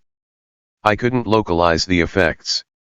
Those are the next 2 projects I want you to tackle and I'll get you whatever resources you need. Any questions? How long do I have? There's no timetable but the sooner the better, of course. Any more questions? No. Alright, one last thing, did you treat Emiko Yamanaka last night? And did you restrain Inoichi while doing so? Yes to both, Naruto answered and watched Tsunade laugh again. You have a nice laugh, sensei, Naruto said and she did. It wasn't like Hinata's giggle but there was a melodious quality to it. Tsunade waved off the compliment, she knew he meant it and there wasn't anything more to it. Well, you did the right thing. Never let anything prevent you from offering the care needed once you accept someone as a patient. Though you didn't win any points with Inoichi so I'd watch that. I did as he asked so I don't understand his hostility, Naruto said, tilting his head. He found Ino-chan's dad to be confusing. Tsunade sighed, not wanting to be the one to have this conversation but, clearly, sensei hadn't done so. Naruto, Inoichi doesn't really dislike you for anything you've done. It's because you're a boy who has the attention of his daughter. He thinks you want to have sex with her and that it's his job to protect her virtue. I do want to have sex with her, I told her as much. I don't see how that's his concern. Tsunade looked mildly surprised at the boy's bold admission but recovered well. Why that is his concern is a very long, complicated, and frankly sexist discussion and you should ask sensei if you want to know. What's important here is that Inoichi doesn't dislike Naruto Uzumaki, he dislikes Ino's male friend she offered and Naruto tilted his head in the other direction. In another situation, Tsunade might find it adorable. So, any boy who may show such interest in Ino-chan may receive a similar reaction. Yes, and you admitting you want to have sex with her didn't help matters. I didn't know you shouldn't do that, not until Hinata-chan told me. I don't do it anymore. Well, that's progress, I guess. But you shouldn't be friends with girls just in hopes of having sex with them, Tsunade admonished, realizing being a sensei to a boy was going to be hard. I'm not, the two are unrelated. I didn't know Ino-chan and I were friends until after I offered to have sex with her. I'll still be her friend even if she doesn't. Same with Hinata-chan. I wouldn't stop learning from you and Shizun-senpai just because neither of you wanted to have sex with me. That'd be weird, Naruto replied as if he were stating the obvious. Tsunade amended her last thought, it wasn't going to be hard but incredibly hard. I don't know what to say in response to that so you can leave. Take Tonton with you, she needs some exercise, Tsunade said, really needing a drink right now. She also decided she needed to limit Naruto's exposure to Jiraiya as the world didn't need another gallant pervert. Jiraiya was settling in for the night. He'd just met with an important contact but one that didn't have a lot of usable information. That was maddening but it was the question this contact had. Questions concerning Naruto that put the Toad Sage on edge and wondering if he should cut his losses. He'd need to speak to Sensei about it once he returned. He also needed to talk to his godson. He'd drug his feet on Anko's cursed seal and he knew Naruto was losing patience with his lack of help. He should just explain his reasons and hope the boy would listen. The kid seemed rational but the thing about adolescents is that their irrationality flares up at the worst times, even among prodigies. But to delay any further was risking his relationship and he couldn't allow that, not at all. The large man sighed as he kicked off his geta and got into bed. He was mildly surprised to see a messenger toad appear with a missive from Naruto. The Geki hadn't contacted him in such a way before but he was glad Naruto was getting familiar with all the toads. He unfurled the scroll and read the contents quickly before unsealing some documents contained in a storage seal at the bottom. He looked at the messenger toad. Then back to the scroll. Then the toad again before exclaiming, "What the fuck is this?" Jiraiya's surprise was understandable given the message contained therein. He couldn't believe what his godson had done. He was going to wring that brat's neck and yell at sensei for allowing him to grow up like that. Jiraiya read the scroll one last time to make sure he wasn't losing his mind. Jiraiya. My calls for assistance have gone unheeded and I have yet to be given a reason as to why. In an effort to obtain your acquiescence I have bought your publishing house. Within the storage seal at the bottom are the copies of the sales agreement and other official documents. Until you render the aid I need to help Mitarashi Anko-chan or explain, fully, why you have not no new copies of existing Ika books will be printed and all future editions will be shelved. If you try to break your contract, which I now own, I will sue in the courts of Fire Country. I await your response. Uzumaki Naruto. 4 jounin sat in a dimly lit bar. One looks exhausted, one bored, one anticipatory and the last looked quite youthful. The quad of notable jounin sensei were all waiting for the guest of honor to arrive, but as said guest was delayed, they'd started the party early. All noticed how tired Asuma looked. Well, tired and frazzled, as if he'd been having a difficult last few days. Guy was the first to remark. Your youthful flames need replenishing, Asuma. Asuma grimaced at Guy's booming voice but couldn't deny the observation. He wasn't feeling the least bit youthful. I'll be fine, although if any of you is interesting in trading kunoichi I'll gladly consider it. Kurane frowned at Asuma's statement, having learned a little about Ino from Hinata. She was under the impression the Yamanaka heiress had been taking her training and vocation more seriously. She didn't get a chance to voice it, as Kakashi beat her to it. What has Ino done? Naruto talks about her often and she doesn't seem all that bad. 5 days ago I would have agreed with you. She was just an eager genin wanting to learn new things and train to be better than the girls of her generation. What happened to change that? Well. The Sarutobi was surprised to see Ino there so early. She looked calm, ready but entirely too calm. He labeled it youthful overconfidence and didn't think too much more about it. The pair stood in silence after a brief greeting. Minutes passed and the boys were bordering on late. Asuma bit onto an unlit cigarette as he watched the final 2 members of his team arrive. He could tell something was off. Koji had a thin layer of sweat forming on his face and Shikamaru looked not just lazy but actually tired. He knew they weren't the hardest workers but they were both pretty fit for genin, so that confused him. Ino, however, remained composed as she stood across from them. All right, this is a friendly spar, so no death blows and no maiming, anything else is fair game. Any questions? His students all shake their head in the negative, so he gives permission. Then you can begin. We quit, Shikamaru said, stopping Ino in her tracks. What do you mean you quit? You haven't done anything yet, Asuma barked, truly disappointed in his shinobi. I don't know how, but Ino poisoned us. Ayan can barely think and Koji is yawn already breathing heavy.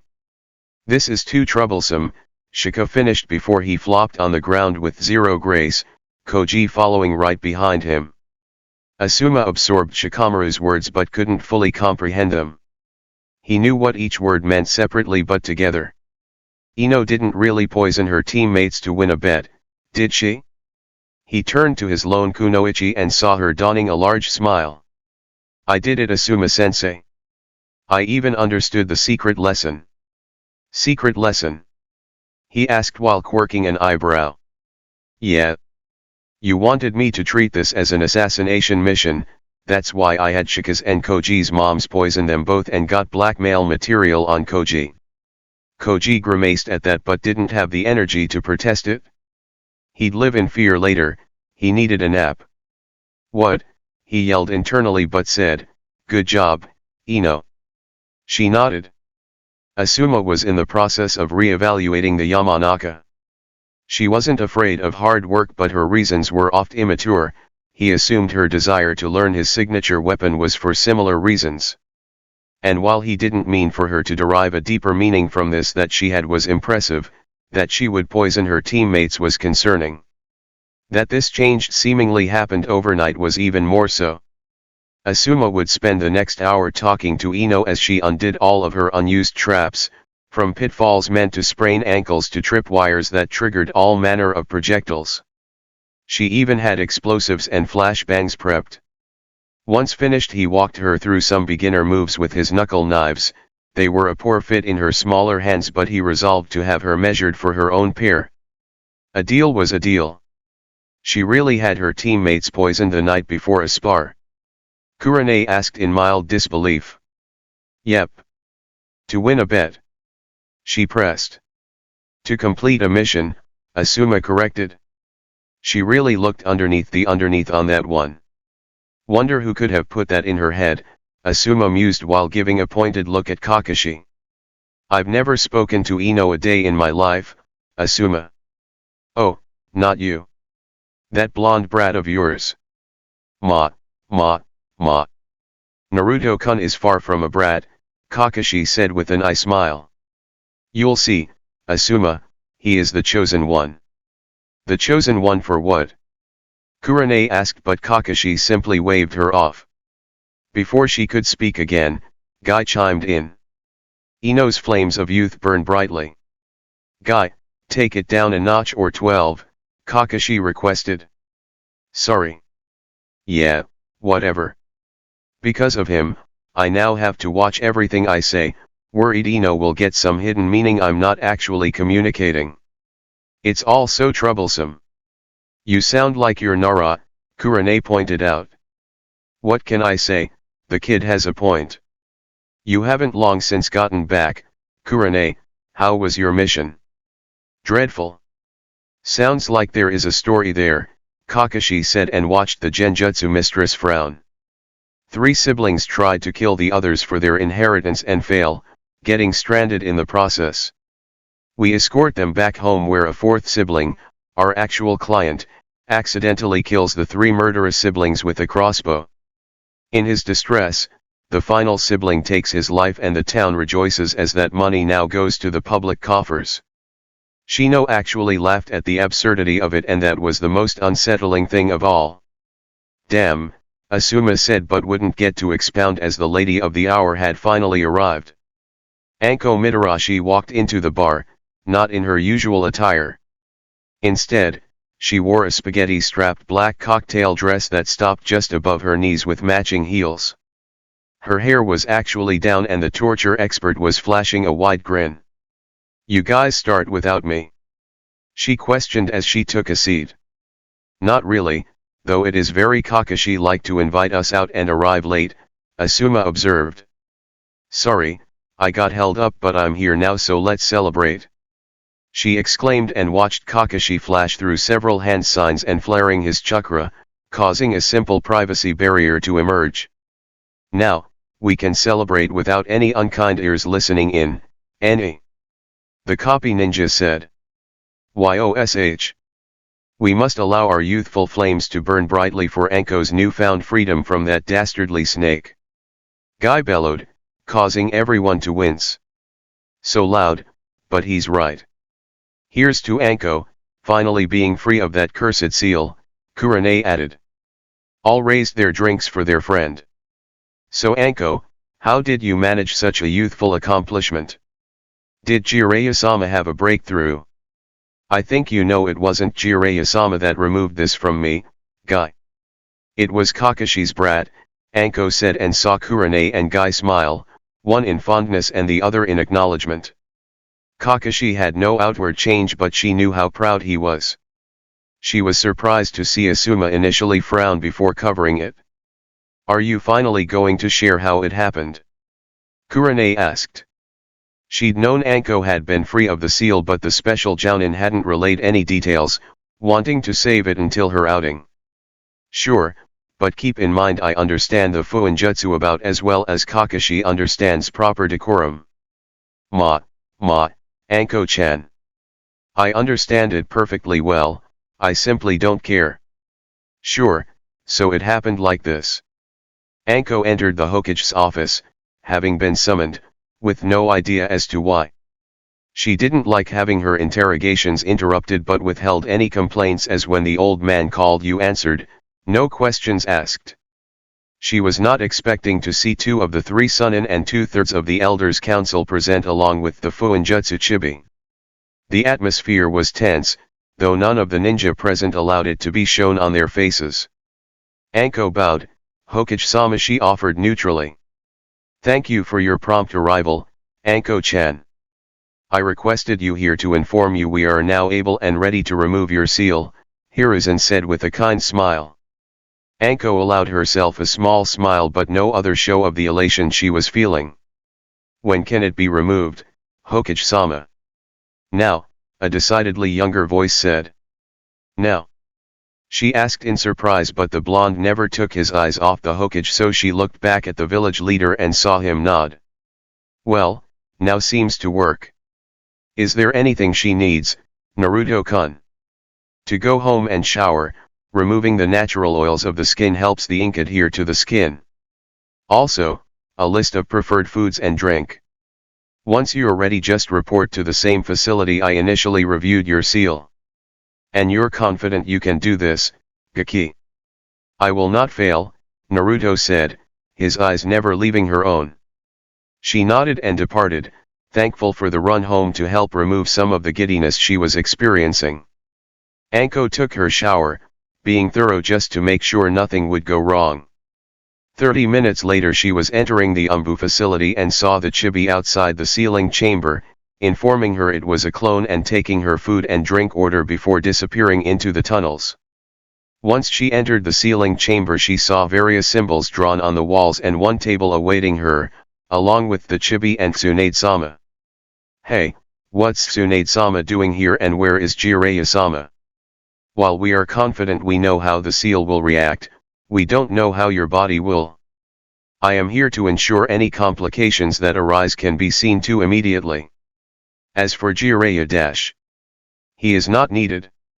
I have walked him and 2 other adept seal users through my designs and each have cleared its use. Would you like me to walk you through the process, Anko-chan? Yeah, sure. The main array will consist of 3 layers. The first is to remove the independent consciousness, sending it to a pocket dimension that will implode with said consciousness. The second will siphon off that energy contained within the seal into an independent storage seal. Lastly, all other functions will be dismantled and the seal will be unraveled. Anko listened intently to Naruto's words, nodding along, but something occurred to her. You said the main array, is there more? Yes. I will graft a partial, supplementary chakra circulatory system onto yours. It will be how the seals for the errant consciousness and the unstable energy will be removed. I also have developed seals that will keep your body still and relaxed. The calmer your chakra flow is, the easier this will be, and stillness will aid in that. Finally, Tsunade-sensei will use medical ninjutsu to anesthetize you, but if you should need to awaken immediately, I have a seal for that. Okay. That's a lot. But how did you manage it? We were alerted to a substance that can produce a special kind of chakra ink.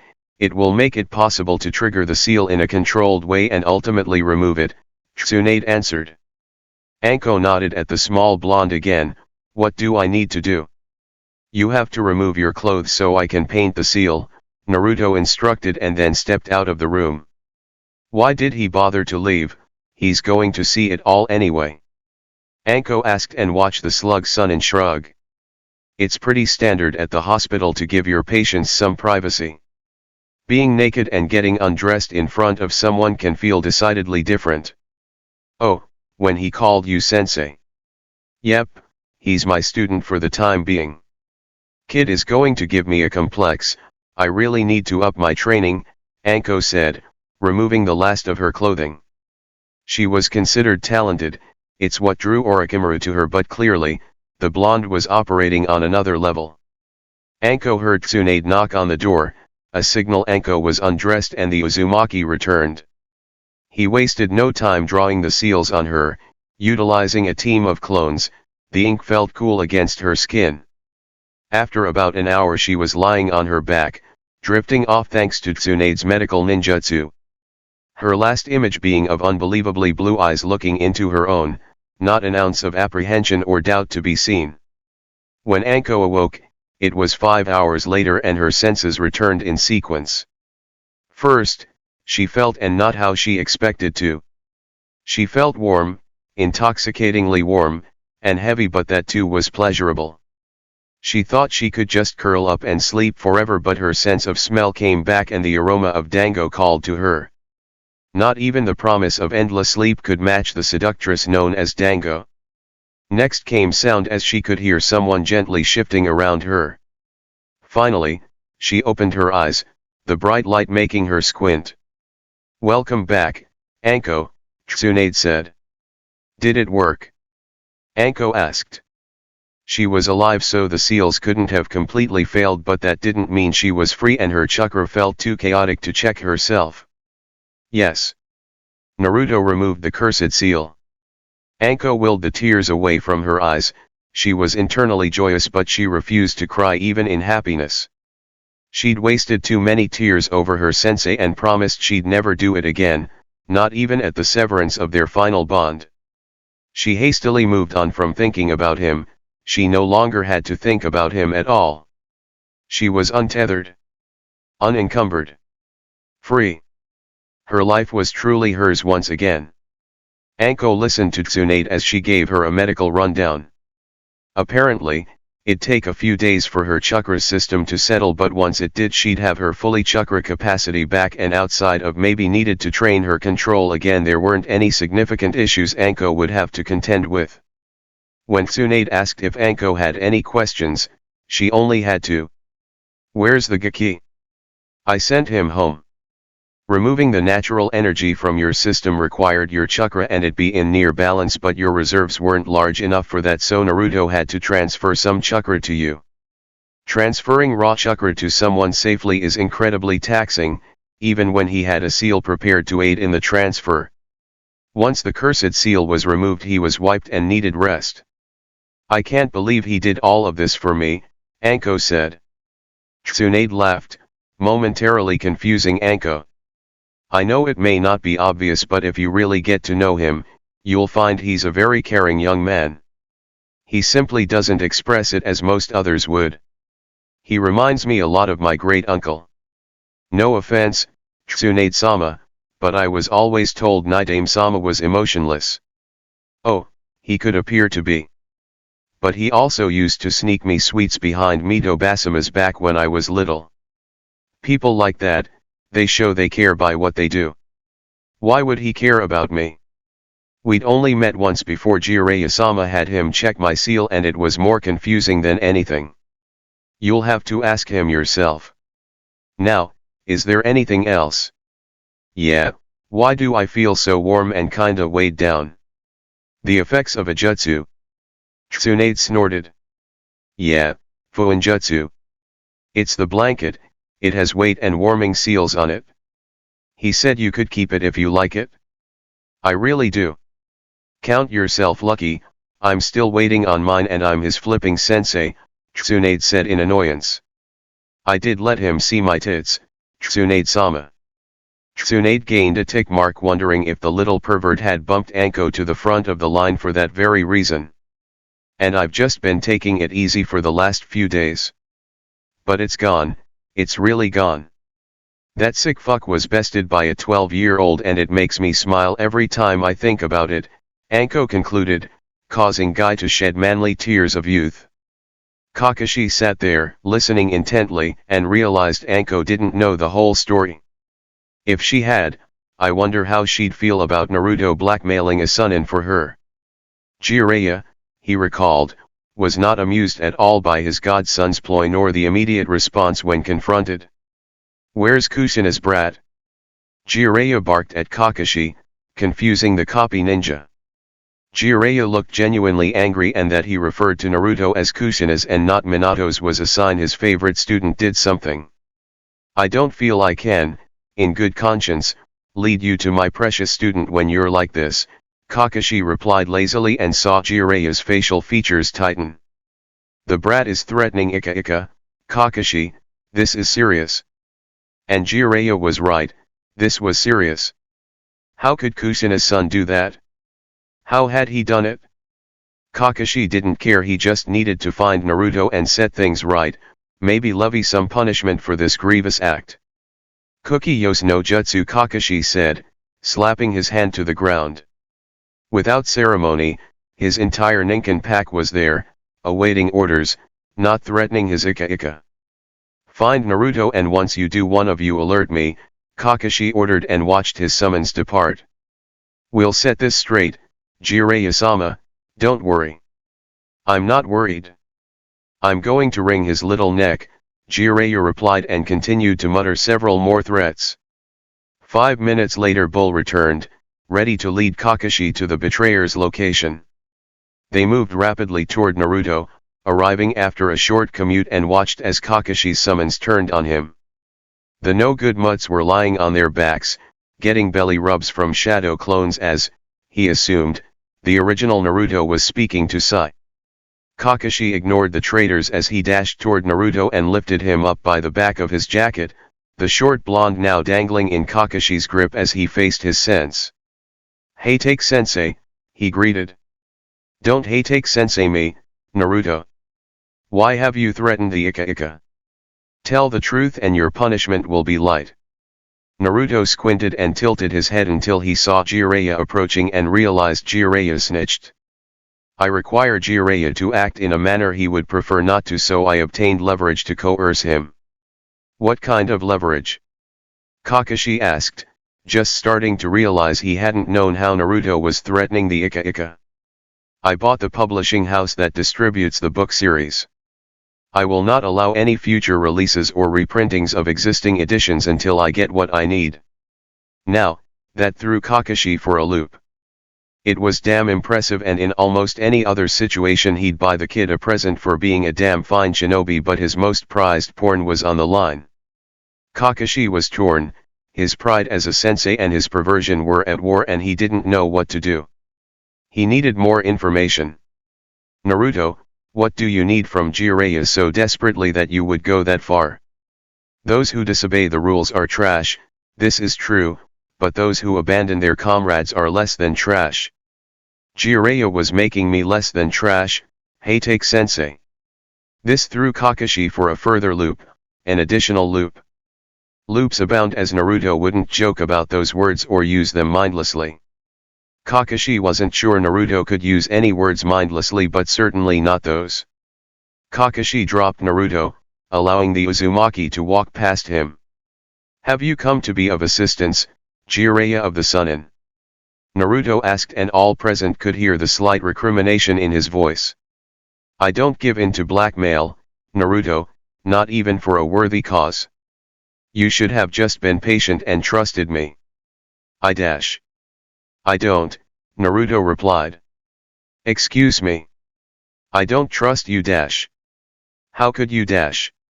And you don't trust me," Naruto finished, and watched an unknown expression form on Jiraiya's face.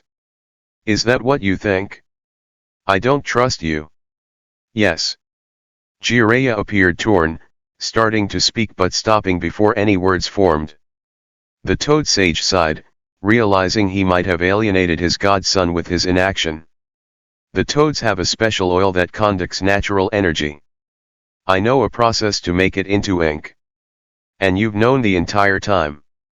Naruto asked. "Yes."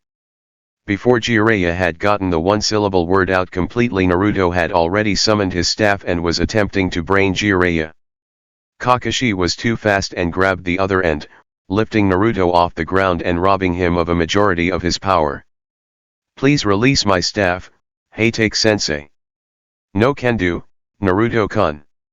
You should hear Jiraiya out and not just attack him, that's very much unlike you." "I need not hear his justification, I already know. He prefers I not alter my seal, and realized this toad oil would be a means in which I could. To prevent me from achieving one goal, he forced Anko-chan to languish as I failed at another. Is this correct, Jiraiya of the Sunin?" "Yeah, kid, that's it." Minato gave dash.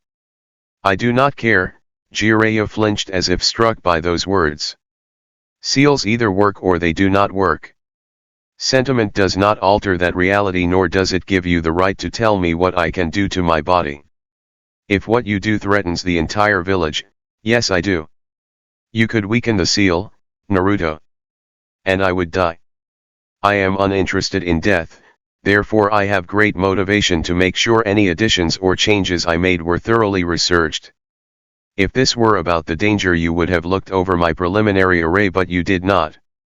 Minato sacrificed dash.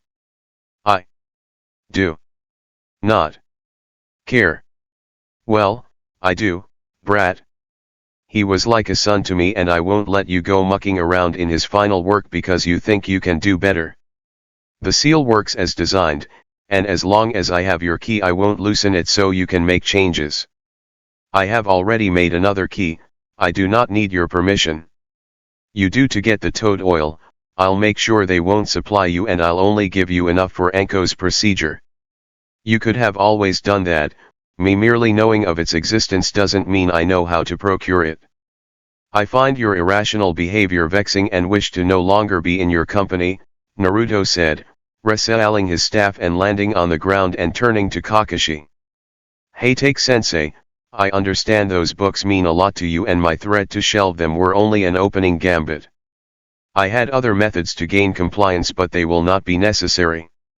As it is within my rights, I name you the editor of all Ika manuscripts until further notice. I request, in return, 2 Doton Jutsu of B rank. Sigh, I will see you soon but I find myself in need of solitude.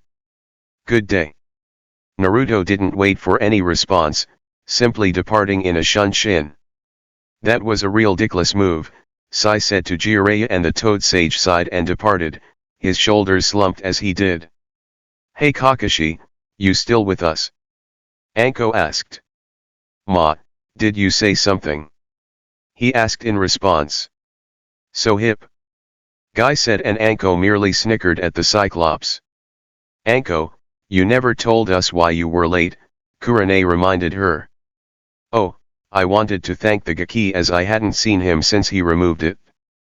It seemed he was in the middle of a sleepover of sorts. I know I saw at least 3 girls in his apartment. Unseen by all was the last Haytake doing a small fist pump.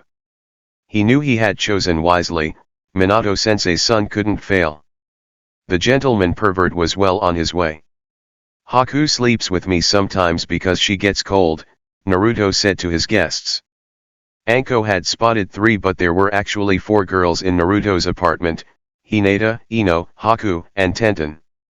The first 3 were there to cheer up their friend as Haku informed the others about Naruto's argument with Jiraiya. Tenten was there, initially, because she was impressed with the seals Naruto provided his team which aided in their mission. The budding weapons mistress was unabashed in her desire to get some of that sweet Fuinjutsu. Since he had them present, Naruto asked their opinion on the mattresses and bedding he planned to provide for every bedroom in his furnished apartments. They all liked the mattress, a nice firm mattress that still had decent give and support. It was when Hinata asked about Naruto's inspiration for the heated and weighted blanket that he let it slip that Haku, sometimes, would share his bed. The Uzumaki assumed her bloodline simply made her run cold and Haku allowed him to think as much without ever truly confirming it. She just liked her Naru snuggles. Hinata noticed the slight changes in Haku's otherwise angelic facial expression and concluded the Yuki was full of it.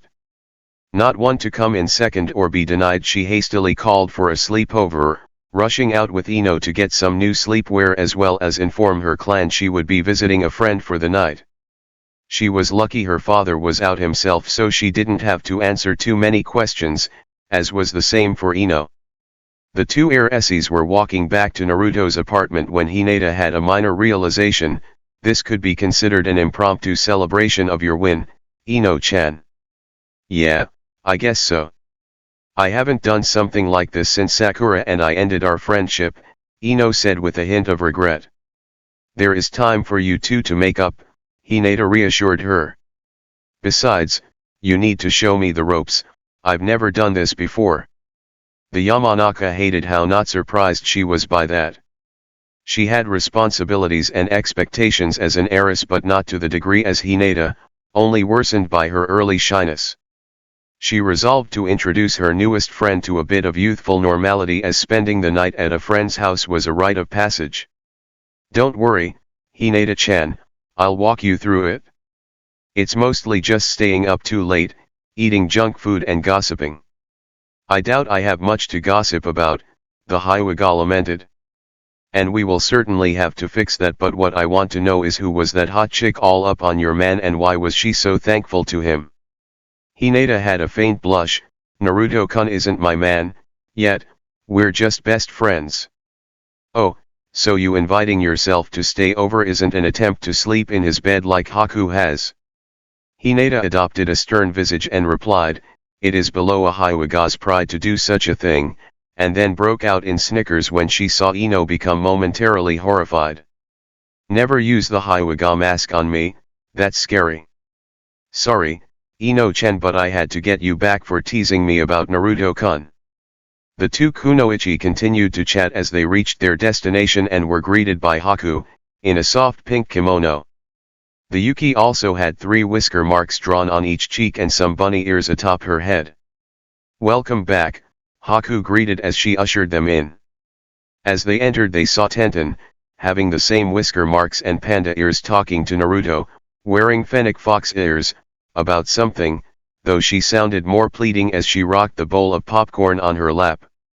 Naruto was engaging, perfectly calm as he too had a bowl of goodies resting on his lap. Come on, Chibi, tell me where you got those restriction bead thingies. I made them, Tenten-san, but they are still prototypes. I haven't submitted them to the village quartermaster yet. How good are you at Fuinjutsu? I do self-study but it's slow going. When did you start? I started when I was 8 after Irika-sensei introduced the topic at the academy. And how good are? Tenten pressed. The blonde's teammate said he made those beads, though from Kakashi-sensei's reaction, the pink-et wasn't supposed to say it. Good for my age, Tenten-san, Naruto answered and heard a series of snickers behind him. He turned to see his first 2 friends had returned. Hinata-chan, Ino-chan, you're back. You have to try this concoction. What did you call it, Tenten-san? Puppy chow, and just Tenten is fine, Naruto. Oh, okay, Tenten. But this is incredibly delicious, and Tenten didn't even measure anything, she just used her imprecise eyes, and yet the outcome was stellar. How are you so excited by this and not the tagless Fuinjutsu you use? Tenten asked in exasperation, amusing the other girls in attendance. Those were pretty easy to make, honestly, and I've never had this puppy chow before. My Aji-san always recommended fruit when I wanted something sweet. What do you mean, easy? I looked at the seals, those were not standard and they were not painted on. Chakra etching is advanced, most sealing adepts never learn it, Tenten said, voice becoming elevated at how obtuse the boy was being. Oh, they should, Naruto said in response, not realizing he was driving his guest mad. Tenten, you should understand that sealing simply comes easily to Naruto-kun, so he doesn't understand how truly impressive some of the things he can do are, Hinata added, trying to placate the girl. Besides, achieving the proper ratio using your eyes is much harder. Tell me, Tenten, how do you know how much peanut butter to chocolate to use? I don't know, Naruto. Practice. The Team 9 kunoichi spoke to the boy, who seemed more enthralled with a simple party snack than any normal person should be. What's with the whiskers and animal ears? Ino asked, seeing a lull in the conversation. Haku chose to respond. Tenten said that these types of things often have themes, and given Naruto-kun is hosting, I just thought it would be fun to mimic his adorable whisker marks. There are 2 more in the bedroom for when you get changed, and taking the hint, Hinata and Ino exited to the bedroom. The 2 return, each wearing camisoles, Hinata's lavender and Ino's lilac, and black pajama pants. Hinata had a pair of cat ears atop her head while Ino had dog ears. Haku thought it'd be insulting to get pig ears. When they returned, Haku spoke, now that everyone is here and appropriately dressed. Tenten grumbled at that as she was in a baggy shirt and shorts, the other girls making her feel a tad self-conscious about her appearance. What do we do? Well, Ino started, Usually it would just be a lot of gossip about cute boys, though in the academy it was just Sasuke-kun. Just Sasuke? Asked Tenten in disbelief and saw Ino nod. Honestly, it sounds creepy in retrospect, but I think him being a blank slate let us attribute whatever narrative we wanted. An ideal crush. Ah, a lot of girls were like that with Niji. He was last year's prodigy graduate that all the girls fawned over. Even I had a bit of a crush on him. Had? What changed? Asked Haku. I'm around him all the time. He's talented and will be an amazing ninja one day, but he treats too many people around him like they are less than, including our teammate Lee. Cute looks and talent don't wash away being a jerk. If he ever resolves his crap, who knows, but for now the spell is broken. What about your other teammate, Lee? Inquired Ino. Tenten chuckled. Lee tries harder than anyone you will ever meet. He gives his all at everything, including being a supportive teammate, and is a great friend. I just wish Guy-sensei would encourage Lee to be his own person and not a carbon copy of himself, Tenten finished with a huff. What about you, Hinata, how's your team? Good. Shino-kun is really smart and level-headed, Kiba can be brash but keeps our spirits up. They both work well in teams, so we mesh really well together. Do you just see them as teammates, or is there some potential there? Tenten asked. Before she could answer, Hinata noticed a certain blue-eyed Uzumaki was now giving her his full attention. She shook her head while replying. No. We'll be good friends, but I don't see either of them like that. She suppressed a giggle when Naruto returned to munching on the puppy chow. You're both lucky. My teammates are so unmotivated. I get it with Shikamaru, he understands everything so fast that it's nothing to move through life without much effort, but one day he's going to come up against something he can't understand or outthink. Koji is so passive and he lets Shika do his thinking for him. Worst of all, I got labeled a fangirl, so they dismiss me when I say we need to train more. So, now, I have to just kick their butts until they listen to me. What about you, Naruto-kun? He asked, wordlessly as his mouth was full. Tell us about your team, what do you think of them, Naruto-kun? Hinata asked. Naruto quickly swallowed and then began to stroke his chin in thought. We are not close as a team. The dynamic between Hatake-sensei and I is good and I enjoy his teachings and presence. Sasuke-san often seems bothered by me, but as he won't vocalize the issue nor how he feels, I cannot say what the exact problem is. Sakura-san can sometimes be quite amiable but other times seems upset with me, given she shouts at me, but I am unable to deduce a pattern and therefore a reason why. She also seems reluctant to defy Sasuke-san, which makes her distant during missions. We work well enough together, but we often require Hatake-sensei to unilaterally resolve disputes. There is no real synthesis between us and I often feel cold on the inside when in their presence for prolonged periods. I think I am the issue, but I do not know how I am the issue, so I can't help resolve it. I wish, like each of you, I could find friends in my teammates, but outside of Hatake-sensei, I doubt I will. All the girls frowned at Naruto's words, Hinata more than the rest. She admonished herself for not asking sooner, sometimes forgetting that simply because he does not complain doesn't mean nothing is bothering him. His team's dynamic is clearly off, the team lacking the bull-headed loudmouth she has in Kiba and Ino provides for her team.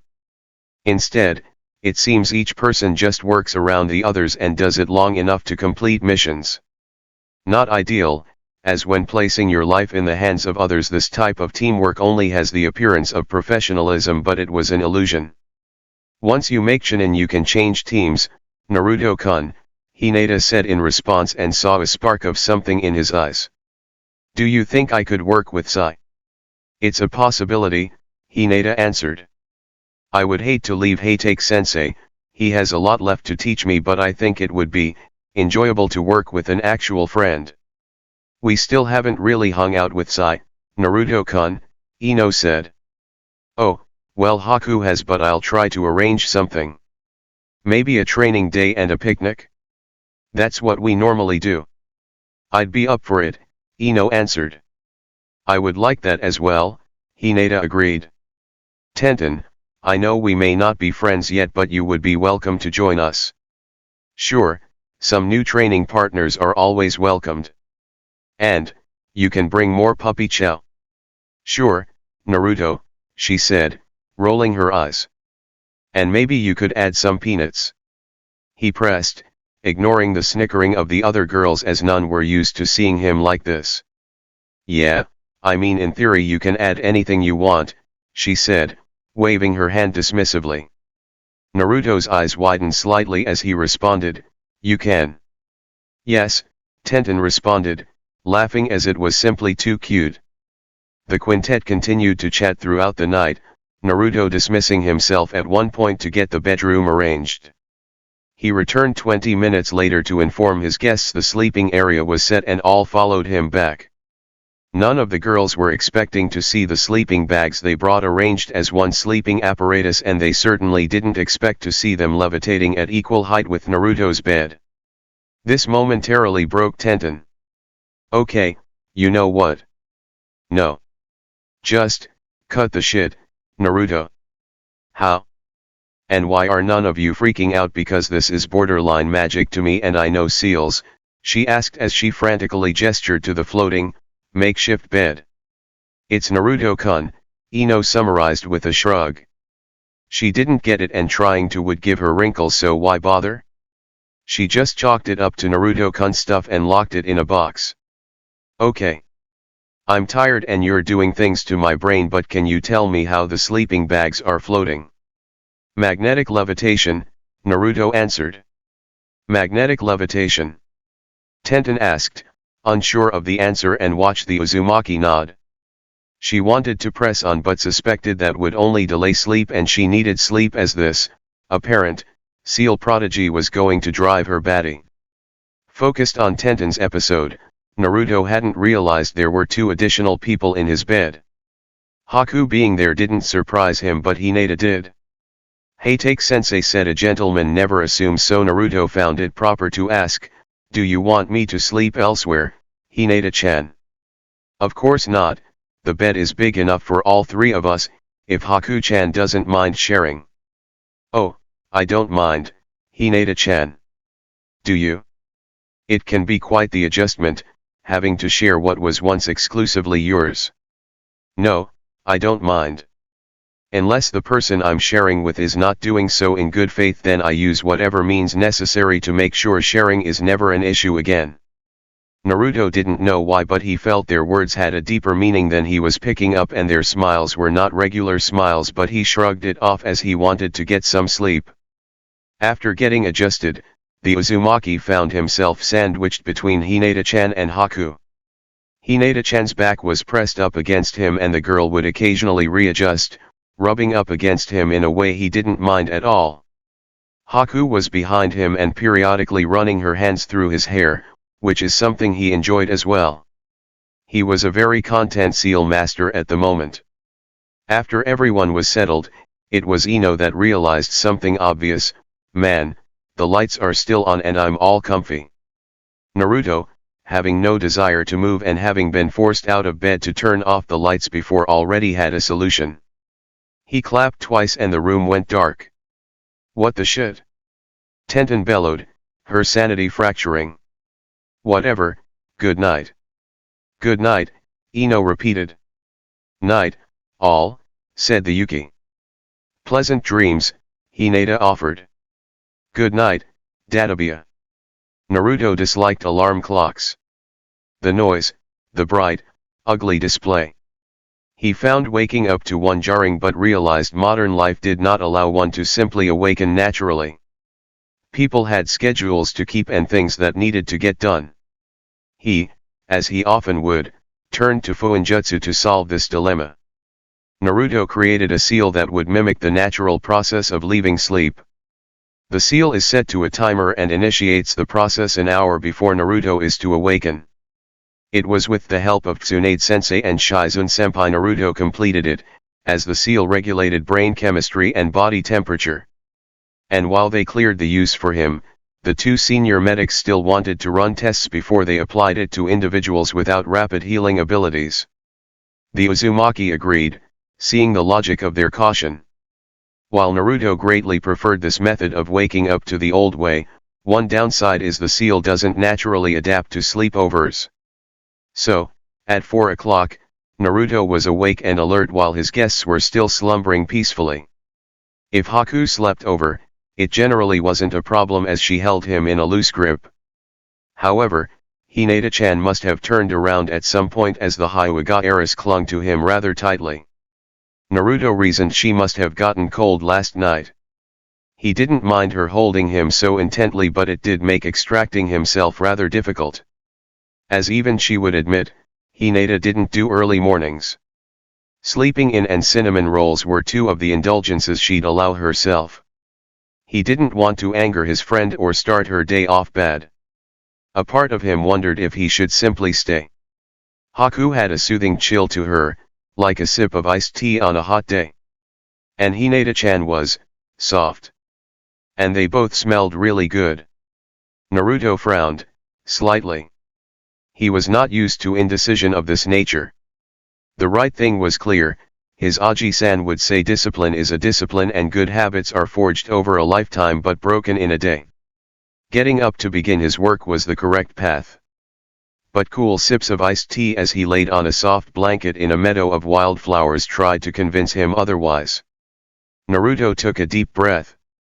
He knew what he needed to do, but he would ask his Aji-san why he wavered, even if only briefly. Now, committed, Naruto moved on to figuring out how to get out of bed without waking up Hinata-chan. There wasn't anything around that could be used as a good replacement. Maybe if he could create a shadow clone and have it replace him. Naruto quickly dismissed that. He'd never done the jutsu seallessly, though he resolved to change that. He'd also never tried with another person and didn't know the effects of it. The Uzumaki was stuck, physically and mentally, but he didn't panic. Naruto broke his problem down into smaller sections. He needed Hinata-chan to release him without her waking up. He needed to exit the bed while accomplishing the same. Hinata-chan's embrace, then, was the first issue. Naruto thought for a moment before covering his left hand in medical chakra. The blonde reasoned that relaxing Hinata-chan's muscles would cause her grip to loosen and he could get loose. Slowly and gently Naruto ran his fingertips up and down Hinata-chan's back, adding a slight circular motion to the strokes as well. The Hyuga's grip did start to relax, as Naruto had predicted, but he was not prepared for the gentle moans that escaped her lips. He once again, briefly, wondered if he should simply stay before rejecting the idea. Quickly, one of Hinata-chan's arms moved to her side. Naruto swiftly ended his technique and then smoothly lifted himself up and over his best friend, whipping his leg over her just in time for her to roll over to Haku. He stood still for a moment, and when he saw she was still asleep he exited the bedroom. Making a clone to attend to breakfast, Naruto sat at his desk. He didn't get to do as much in-person fuinjutsu work as his schedule was often full, but before his daily training, he liked to take time to create his agenda. His long-term goals were on hold until he learned the Hiraishin, but there were other projects he could tackle. First, Naruto was looking for ways to expand his offensive fuinjutsu, and the idea he'd come up with is what he labeled emitter discs.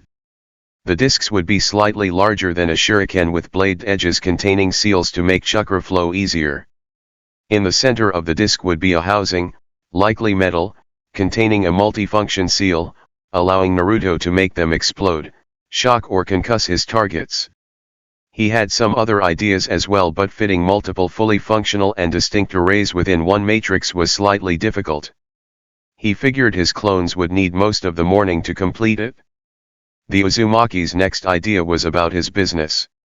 Naruto had several ideas for the consumer market, but one problem was that civilians could not use chakra. Naruto had been thinking of how to make his products consumer-friendly, as while the seals can be activated without chakra, they still needed to be powered by it, and that initial charge would initially run out. Naruto considered several possibilities. He toyed with the idea of a chakra battery and a subscription service to recharge them, but squashed that idea, At least partially. Chakra was dangerous, giving it to people who knew little about it was putting them at risk. Instead, Naruto considered how to have the seals be powered by electricity. The plans the seal master drew up would have an adapter that could recharge the products without having to ever plug them up. The seals simply drew from the charger when the products were low on power. Naruto even created plans to have adapters be designed for a set number of seals, as in not all adapters could seamlessly charge 10 distinct seals but some would. Naruto knew that there would be a consequence to this. Most directly it would increase the strain on Konoha's electric grid. Having considered that problem led Naruto to his third project. Infrastructure was always a prime target in hidden villages and security always a priority. Naruto wondered if a way to protect their power grid would be to make it so diffuse, simply no one could attack it in its entirety. Naruto wanted to create seals that could turn solar energy into electricity. Naruto got the idea from the natural energy in Anko-chan's seal and how the toad oil could channel it. If he could design such a seal, the resource would be renewable, and best yet is that said seals could be applied to the surrounding trees of Konoha's expansive forests, on the very buildings, or an apparatus designed specifically for that. Seals for battery storage could be applied so people didn't simply lose the power they didn't use, and the best thing of all, no one would really have to know where the real source of power came from. The old plants could remain, giving potential threats a target that wasn't as valuable as they assumed. Lastly, as he did every morning, Naruto wrote down Haku's lesson plan for the day. Her calligraphy was already good, so she'd likely be at a level to draw basic seals in a few weeks. She was also very smart, so she was understanding much of the introductory theory. Naruto did as his Aji-san advised and tried not to go too fast or confuse her with too much detail. It was hard, but Haku was really patient, so his clones did their best. With his plans drawn for today, Naruto sat at the table to eat a light breakfast of oatmeal with berries, 2 hard-boiled eggs, and some green tea. Naruto ate his meal in silence as the clone cleaned up. Once finished, Naruto slipped back into his room to grab a change of clothes, changing in the bathroom, and then departed for his workout. When he stepped outside, the air was brisk and he could see his breath. Naruto applied his resistance seals, slightly increasing the level from the day previous, and then took off. He raced across the rooftops, the wind rushing through his hair. Naruto enjoyed his morning runs. He'd enjoyed running since he was a boy. Moving faster and faster, changing levels as he moved from the center of the village to the training grounds. Being able to not think about anything but still aware, ready to react if need be. It was peaceful. Approaching rapidly, Naruto could see something in the distance. As he neared, he realized it was a person, and someone he hadn't expected to see. Naruto slowed into a light jog before stopping right before the individual. "Hey, take sensei," Naruto greeted. "Naruto-kun," he greeted back with a nice smile while putting his book away. "I wasn't sure to expect you given you had overnight guests. How was it, by the way?" "It was enjoyable." "I bet, 3 girls in your apartment really should be." "4, hey take sensei." "There were 4, Naruto corrected. "Even better," Kakashi replied. "So, what are you doing here?" "Oh, I got lost on the road of life and thought I'd stay here just in case you came by. I believe I owe you some Doton Jutsu, yes?" "Ah, yes." "Good, now I am going to amend our deal just a bit. One jutsu I'm going to teach you is C rank, but I have someone coming by to teach you another. The 2 I'm giving you will aid you in performing the third. As we hadn't reached an accord previously, I accept the amendment in good faith," Naruto said, holding out his hand. Kakashi shook it without a second thought. "Excellent. Now, create some clones and divide them into 2 groups, Kakashi ordered, then created a shadow clone of himself. Naruto followed suit, creating 9 shadow clones. "Alright, real Naruto and clone group 1 with me. I'll be teaching you the earth style, earth flow river, while my clone will teach group 2 the earth style, tearing earth turning palm," Kakashi informed the Chibi army. He performed the earth technique slowly, showing each hand sign with a pause and then describing how the chakra should be molded and channeled into the feet. The Narutos listened intently and Kakashi felt he was being observed by his sensei again, blue eyes absorbing every detail, noting every flaw and planning for use in ways no one would ever expect. Kakashi simply watched as his student dedicated themselves, to the task of learning the two new jutsu. First, they each went through the hand signs, slowly but gradually speeding up. Next, they tried channeling chakra to it. Once they saw an effect, they tried to use more or less to see the impact. 45 minutes into the practice, the unnamed special guest finally arrived. "God, you really start this early every day, kid?" Jiraiya asked, approaching Kakashi and Naruto. Naruto squinted at the man. He didn't know how to feel about Jiraiya as he'd never stayed mad at anyone, but he thought the man had been inconsiderate. Jiraiya saw Naruto's face and took it to mean his godson was still cross with him. "Hey, before you lay into me, just let me talk, okay?" Naruto nodded, not bothering to correct the man. "I overreacted. You were right, I don't want you to adjust the seal. I am terrified if you do you will harm yourself and the village.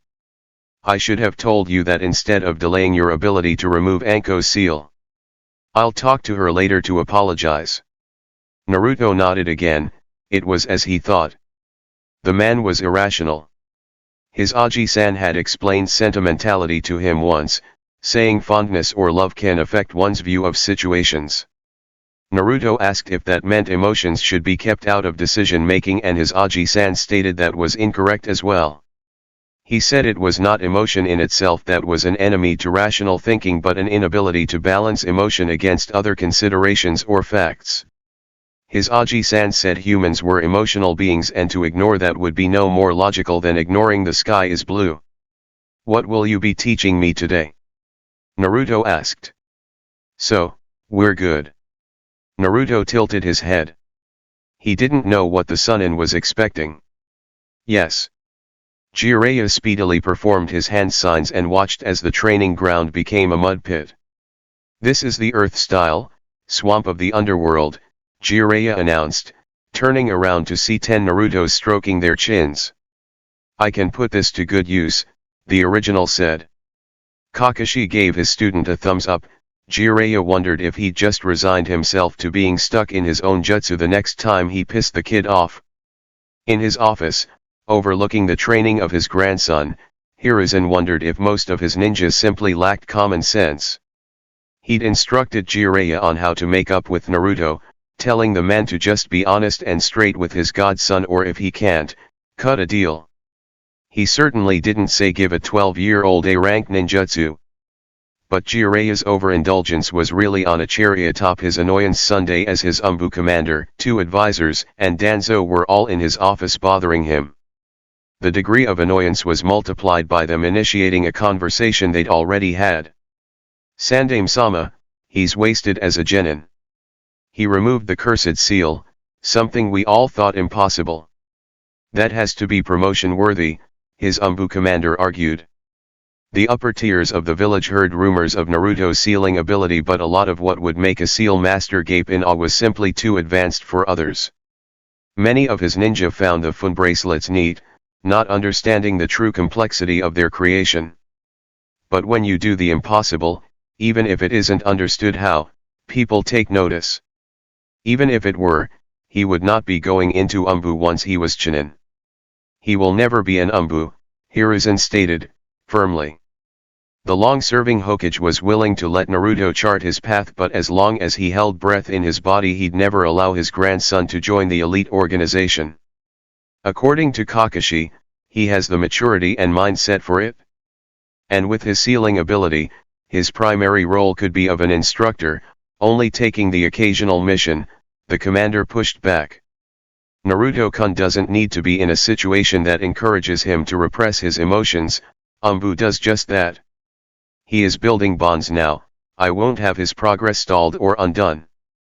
You are thinking as a grandfather, Hiruzen, not a Hokage. his skills could be put to better use and Team 7 could find someone else to better balance them, Koharu argued. Sasuke, Naruto, and even Kakashi were all VIPs as far as the village was concerned, and it irked Koharu they were all on one team. If something went wrong during a mission, the lost potential would be tremendous. Quickly and quietly promoting Naruto and then sending him elsewhere alleviated that concern. There was also another reason she wanted Naruto away from Team 7, but she'd keep that a secret for now. I am both of those things and many more. They are not hats I simply put on, Koharu. But what you don't seem to understand is I am thinking about the village and its best interests. Umbu is limiting by its nature. I take pride in all my agents, but they are not encouraged to interact with the world. Naruto's many developments are, at least partially, inspired him being able to do just that. Think of how many advancements we'd miss out on because he was in Umbu HQ or running Black Op missions. Maybe, there is a compromise to be made, Homura offered, as he was always the peacemaker of the foursome.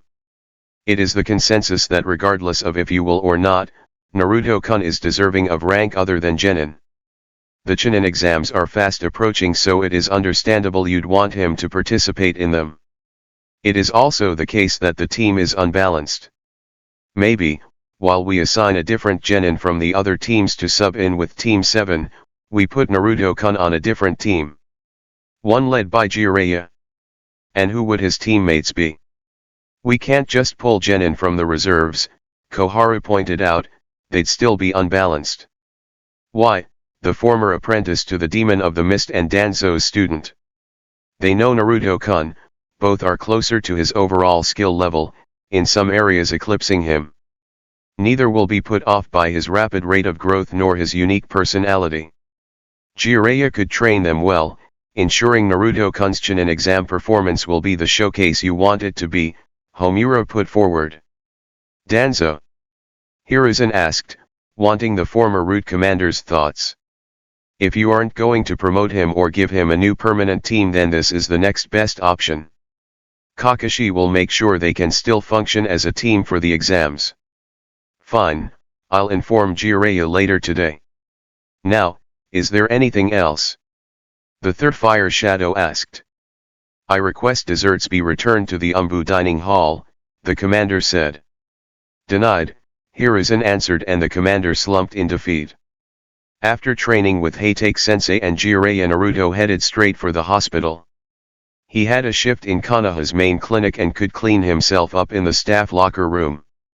Naruto slipped in unnoticed, shower and changed. He normally preferred to wear orange, but Ino-chan was insistent he could not wear orange every day, and Hinata-chan said the color made his patients on edge, as orange signaled a warning of imminent danger. He compromised and was wearing navy blue pants and a hunter green, V-neck long-sleeve t-shirt. Naruto finished the outfit with a white lab coat. The first time Naruto wore that outfit in the hospital, the first time he attended to his studies and to patients without a henge, he caused a panic with the senior staff. No matter what biases they held, they simply couldn't unsee it. The miniature version of a legendary ninja that wore similar colors, had the same hair and eyes. Several long-serving medical ninja ran to Tsunade for confirmation. They did not expect to be in a closed-door session with Tsunade, the Sandaime, and a platoon of Umbu. The Hokage confirmed nothing but said if what they suspected were true, it would be an S-rank secret, and unknowingly sharing S-rank secrets could still get them executed. None of the staff dared inquire further. Naruto didn't know about the session, didn't know the effect his clothing choices had. He did see people looking at him with weird expressions, and when they caught him looking at them, instead of turning away they smiled. They were also more talkative than he was used to, but he liked listening to people talk, so he didn't mind. Naruto checked in, letting the staff know he was ready to receive patients, and walked into his exam room. Clinic duties were, initially, very difficult for the Uzumaki. People often didn't describe their ailments well, didn't give him a full accounting for them, or often waited until he was about to dismiss them before telling him the real issue. Tsunade-sensei groaned about doorknob questions when he mentioned that last thing. She and Shizun instructed him on how to better put his patients at ease as well as how to connect the dots, as often people seeking treatment didn't know what was or wasn't relevant. There had been minor progress, but he still had a long way to go. What was working in the young medic's favor was he simply didn't judge people for what others would find embarrassing. Because he didn't have to try to not feel shame, his patients didn't sense any condemnation coming from him. Naruto checked over his exam room, making sure everything was in place, and then simply waited. Soon she heard a knock at the door and watched as two familiar women entered. Blue eyes looked impassively at pale brown and ruby red. The eyes of both women widened, though for different reasons. Like the medical staff days previous, Anko had just put something together. Kurane was simply embarrassed that Uzumaki-kun would be the one treating her. She really should have stayed in bed. 45 minutes before their arrival at the hospital, Kurane awoke with a searing headache and pronounced feeling of nausea. The room was spinning and she was sure if she'd try to move too fast she'd fall off the planet. It was clear, she'd overindulged again. Taking some deep breaths and fighting through her discomfort, Kurane realized she was not in her bed, which means she was not in her home. The room didn't have any sense of tobacco or sandalwood, so she knew she couldn't be with Asuma. That left one person, and Kurane hoped her friend wouldn't do what Kurane knew she was going to do. "This is your glorious wake-up call from the sexy and single Anko Mitarashi, sweet cheeks." Anko shouted and then cackled when Kurane winced in pain. Good, the snake mistress thought, her friend needed to learn not to drink so heavily. "Kill me now," Kurane pleaded, earning a softer laugh from Anko. "Now, why would I do that? Mercy. Pht, I ain't had that since my balls dropped." "Anko, you don't have those. You're a lady, remember?" Kurane said, patronizingly. "Anko-chan might be a damn fine woman, but she ain't never been no lady, dig it?" Anko said, fist pumping in the air. Kurane simply covered her head with the blanket, hoping Anko would go away and let her die in peaceful misery. The genjutsu mistress knew she wouldn't be so fortunate when she felt the mattress sink slightly under the weight of Anko joining her. "Anko, please leave me be," Kurane pleaded. "No can do, toots. I have one more day off and I wanna spend it with my sister from another mister. Which means we have to get you dried out in a hurry." "Fine, just let me get showered and borrow some clothes," Kurane said, and Anko nodded vigorously, then stepped out of her bedroom. It was slow going, but Kurane did manage to shower and change. Even made it to the hospital's clinic without losing her non-existent lunch. Being jounin, they get seen a little faster and both welcomed the preferential treatment, Kurane most of all. That is until she walked in the exam room and saw Uzumaki-kun looking at her. "How can I help you today?" Naruto asked, causing each of the veteran kunoichi to realize they hadn't fully entered the room yet. Kurane walked to the exam table, Anko grabbing a seat beside her. "Kurane-chan got overserved last night and needs help managing her hangover," Anko said. Kurane shot her a dark look, but the special jounin merely shrugged. "There are places that make alcohol consumption compulsory. I should alert OJ-san, this could be a public health risk," Naruto said, retrieving a drink from a cold storage unit. "No, Uzumaki-kun, it was not compulsory. No one forced me," Anko was simply being colorful in her description. Naruto didn't turn around, but Kurane heard a hum and took it as him understanding her. Once the blonde had all his items, he placed the drink down along with 2 tablets in a paper cup. "The drink will cure the dehydration, the tablets will ease your headache. Are you still feeling slightly intoxicated, Uchiha-sensei?" "No, just nauseous," she replied. Naruto nodded and then performed 3 hand signs, causing his left hand to glow green.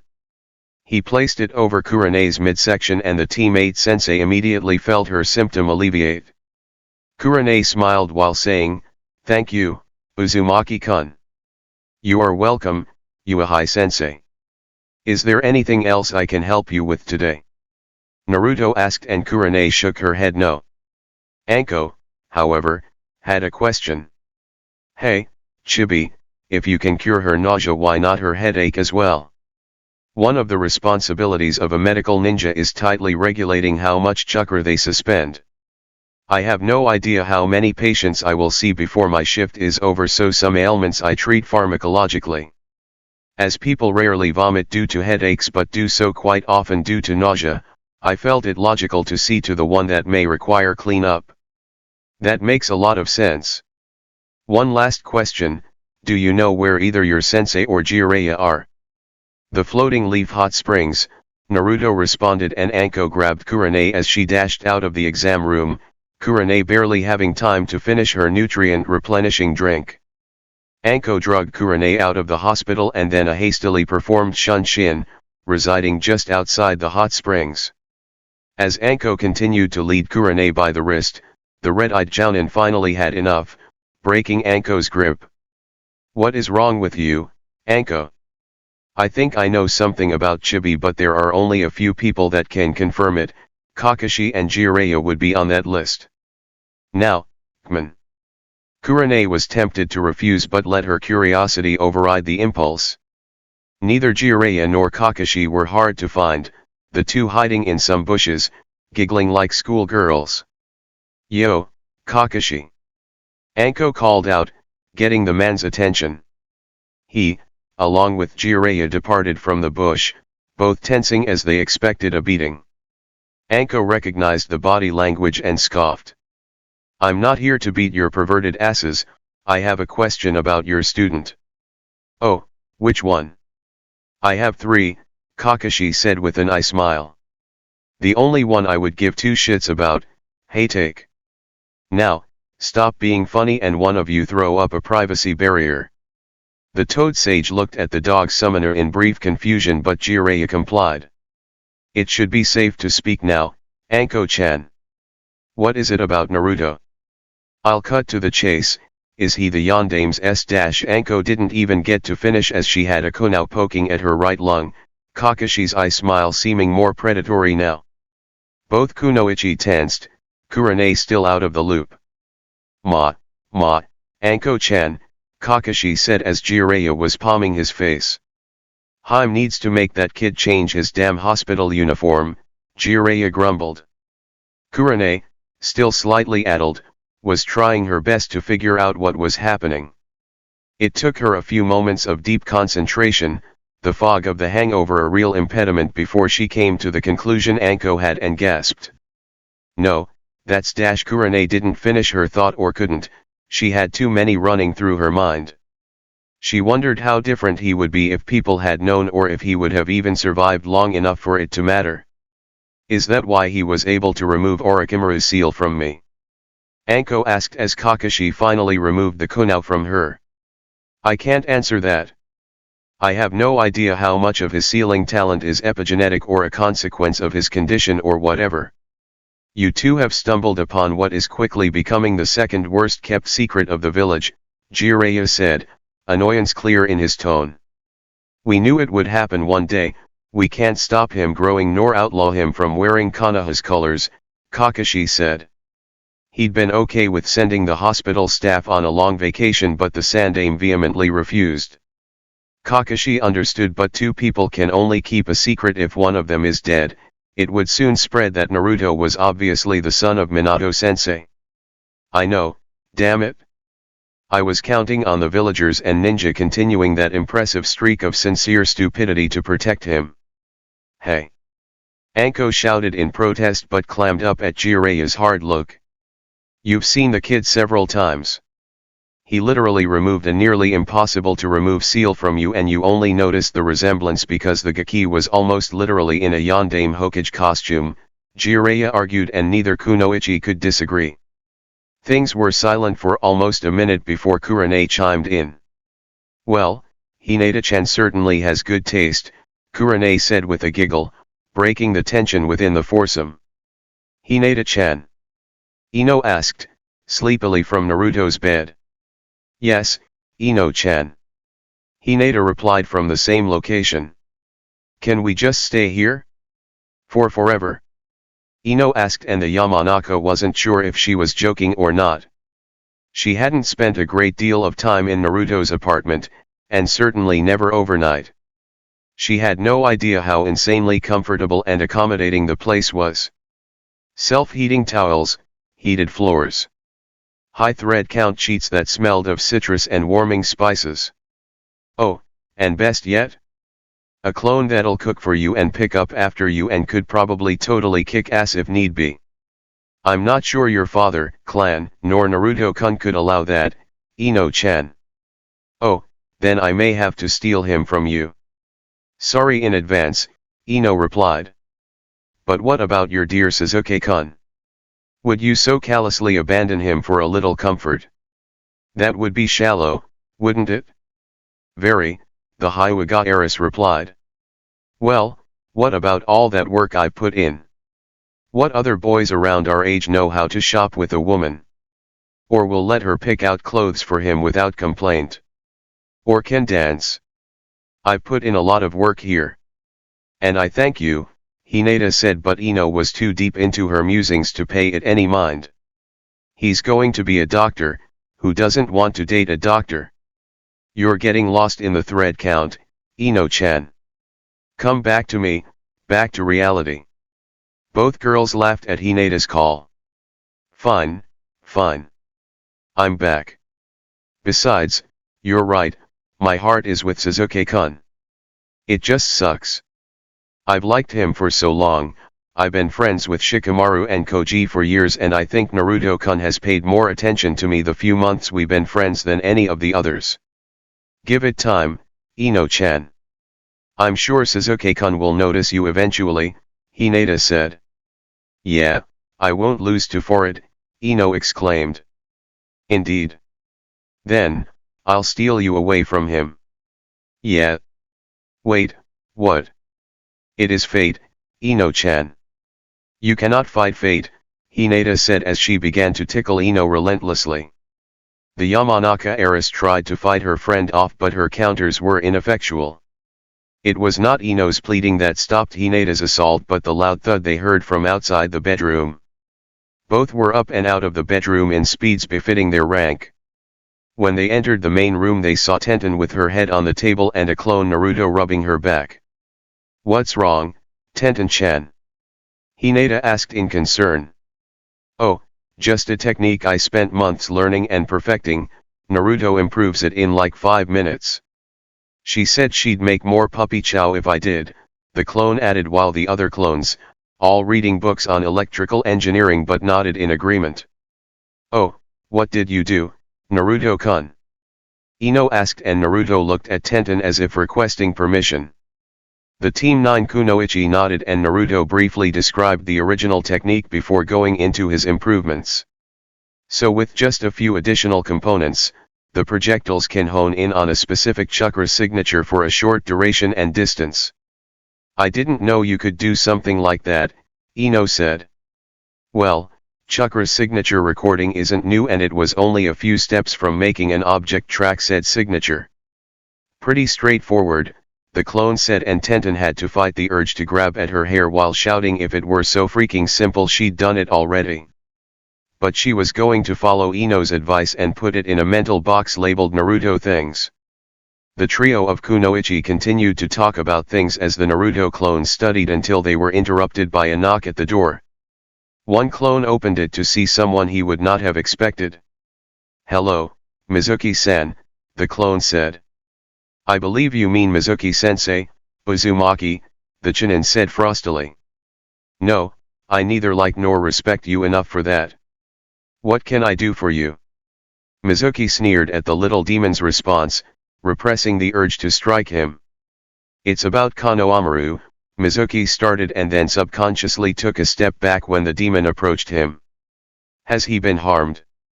The demon said, trying to fake a showing of concern. I will explain on the way, come with me now. I am a clone, I will alert the original and he will meet you at the academy, where a full accounting of events will need to be provided without delay. The sentence ended with the closing of the door, and Mizuki bit back several curses as he returned to the academy. What Mizuki hadn't noticed were the steely gazes of the Kunoichi within Naruto's apartment, nor the cruel smile of the Yuki observing from above. Back at the hospital, the original received the memories of the dispelled clone. He created one to stay at the hospital while informing the check-in station of his need to leave. The attendant gave him permission and Naruto shunshin to the academy, entering with due haste. He arrived at Iruka-sensei's classroom and saw Konohamaru and 3 other boys, each having visibly been in a fight. Naruto marched over to Konohamaru, not even acknowledging Iruka-sensei, tending to his little brother's busted lip. "Please explain," Naruto said to no one in particular. "Konohamaru-kun got into a fight," Iruka said, and felt dumb when Naruto simply looked at him as to remind the academy instructor that was quite obvious. "I don't know why, but Konohamaru threw the first punch. He's refused to say why, however fighting like this is unacceptable." "What happened, Kono-chan?" Naruto asked, and Konohamaru looked down, averting Naruto's gaze. "Kono-chan, I am not upset, but I require the details. They called you some names, Nii-chan, so I kicked their butts, correct?"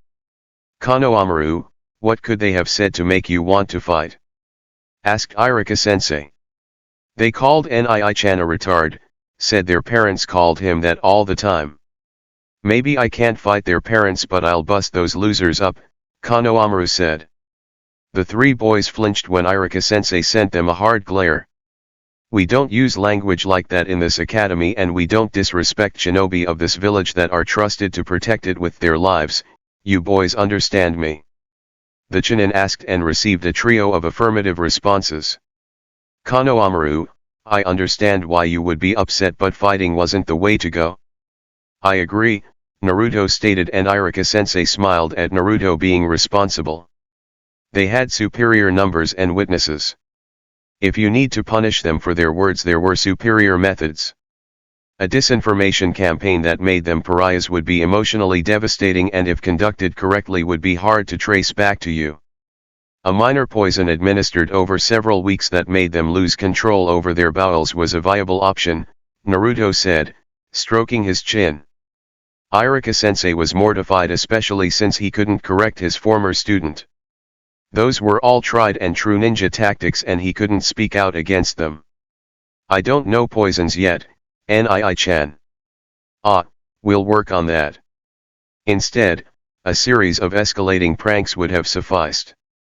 Or, at the very least, wait to attack when you had the advantage. "I won, so I must have had the advantage." "Yes, but I bet you worked harder and took more damage than you had to." "What about Mogi-chan and Udon?"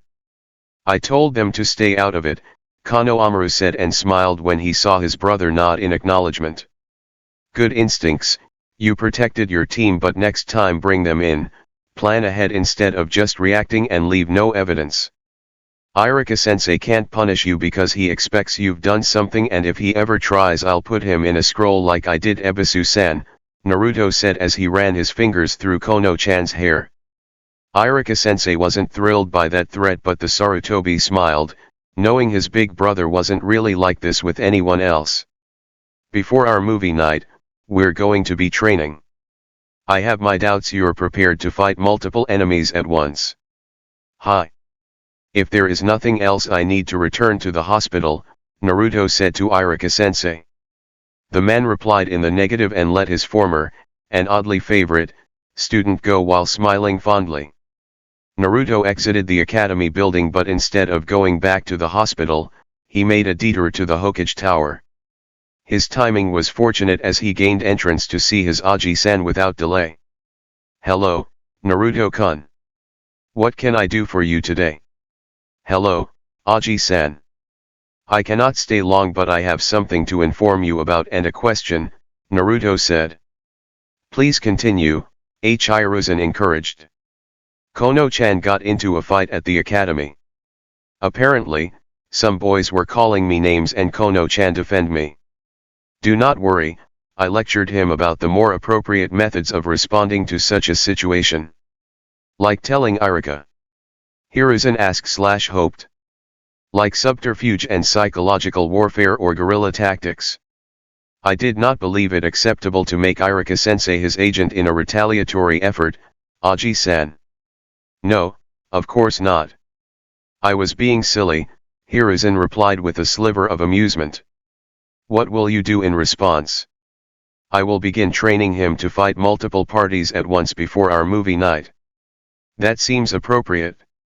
Make sure you drill him on minding his surroundings, he still struggles with that, Hiruzen added. Naruto nodded, so the Sandaime continued, okay, now what is your question? Is it usual to not want to leave your bed if you have two women in it? Hinata-chan and Haku were in bed with me and I almost delayed my schedule because of it, the blonde informed the Hokage. Hiruzen had a tick mark and muttered something about lucky little brats before answering, I wouldn't know, Naruto-kun. That response surprised Naruto, as he was sure his Aji-san knew almost everything he'd come to experience in his life. Could you try it and let me know? Naruto asked, and Hiruzen's tick mark grew as he heard the muffled snickers of his guard. If I find two willing women, you will be the first person I tell. Thank you, Aji-san. I have to return to the hospital, but I will see you later. Of course, Naruto-kun. Have an excellent day, he bid his grandson. When the blonde left, Hiruzen had to endure the laughter of his guards, but the professor would have the last laugh as he said, just for that, you will all be my sparring partners for the weekend. No one but the old man was laughing after that.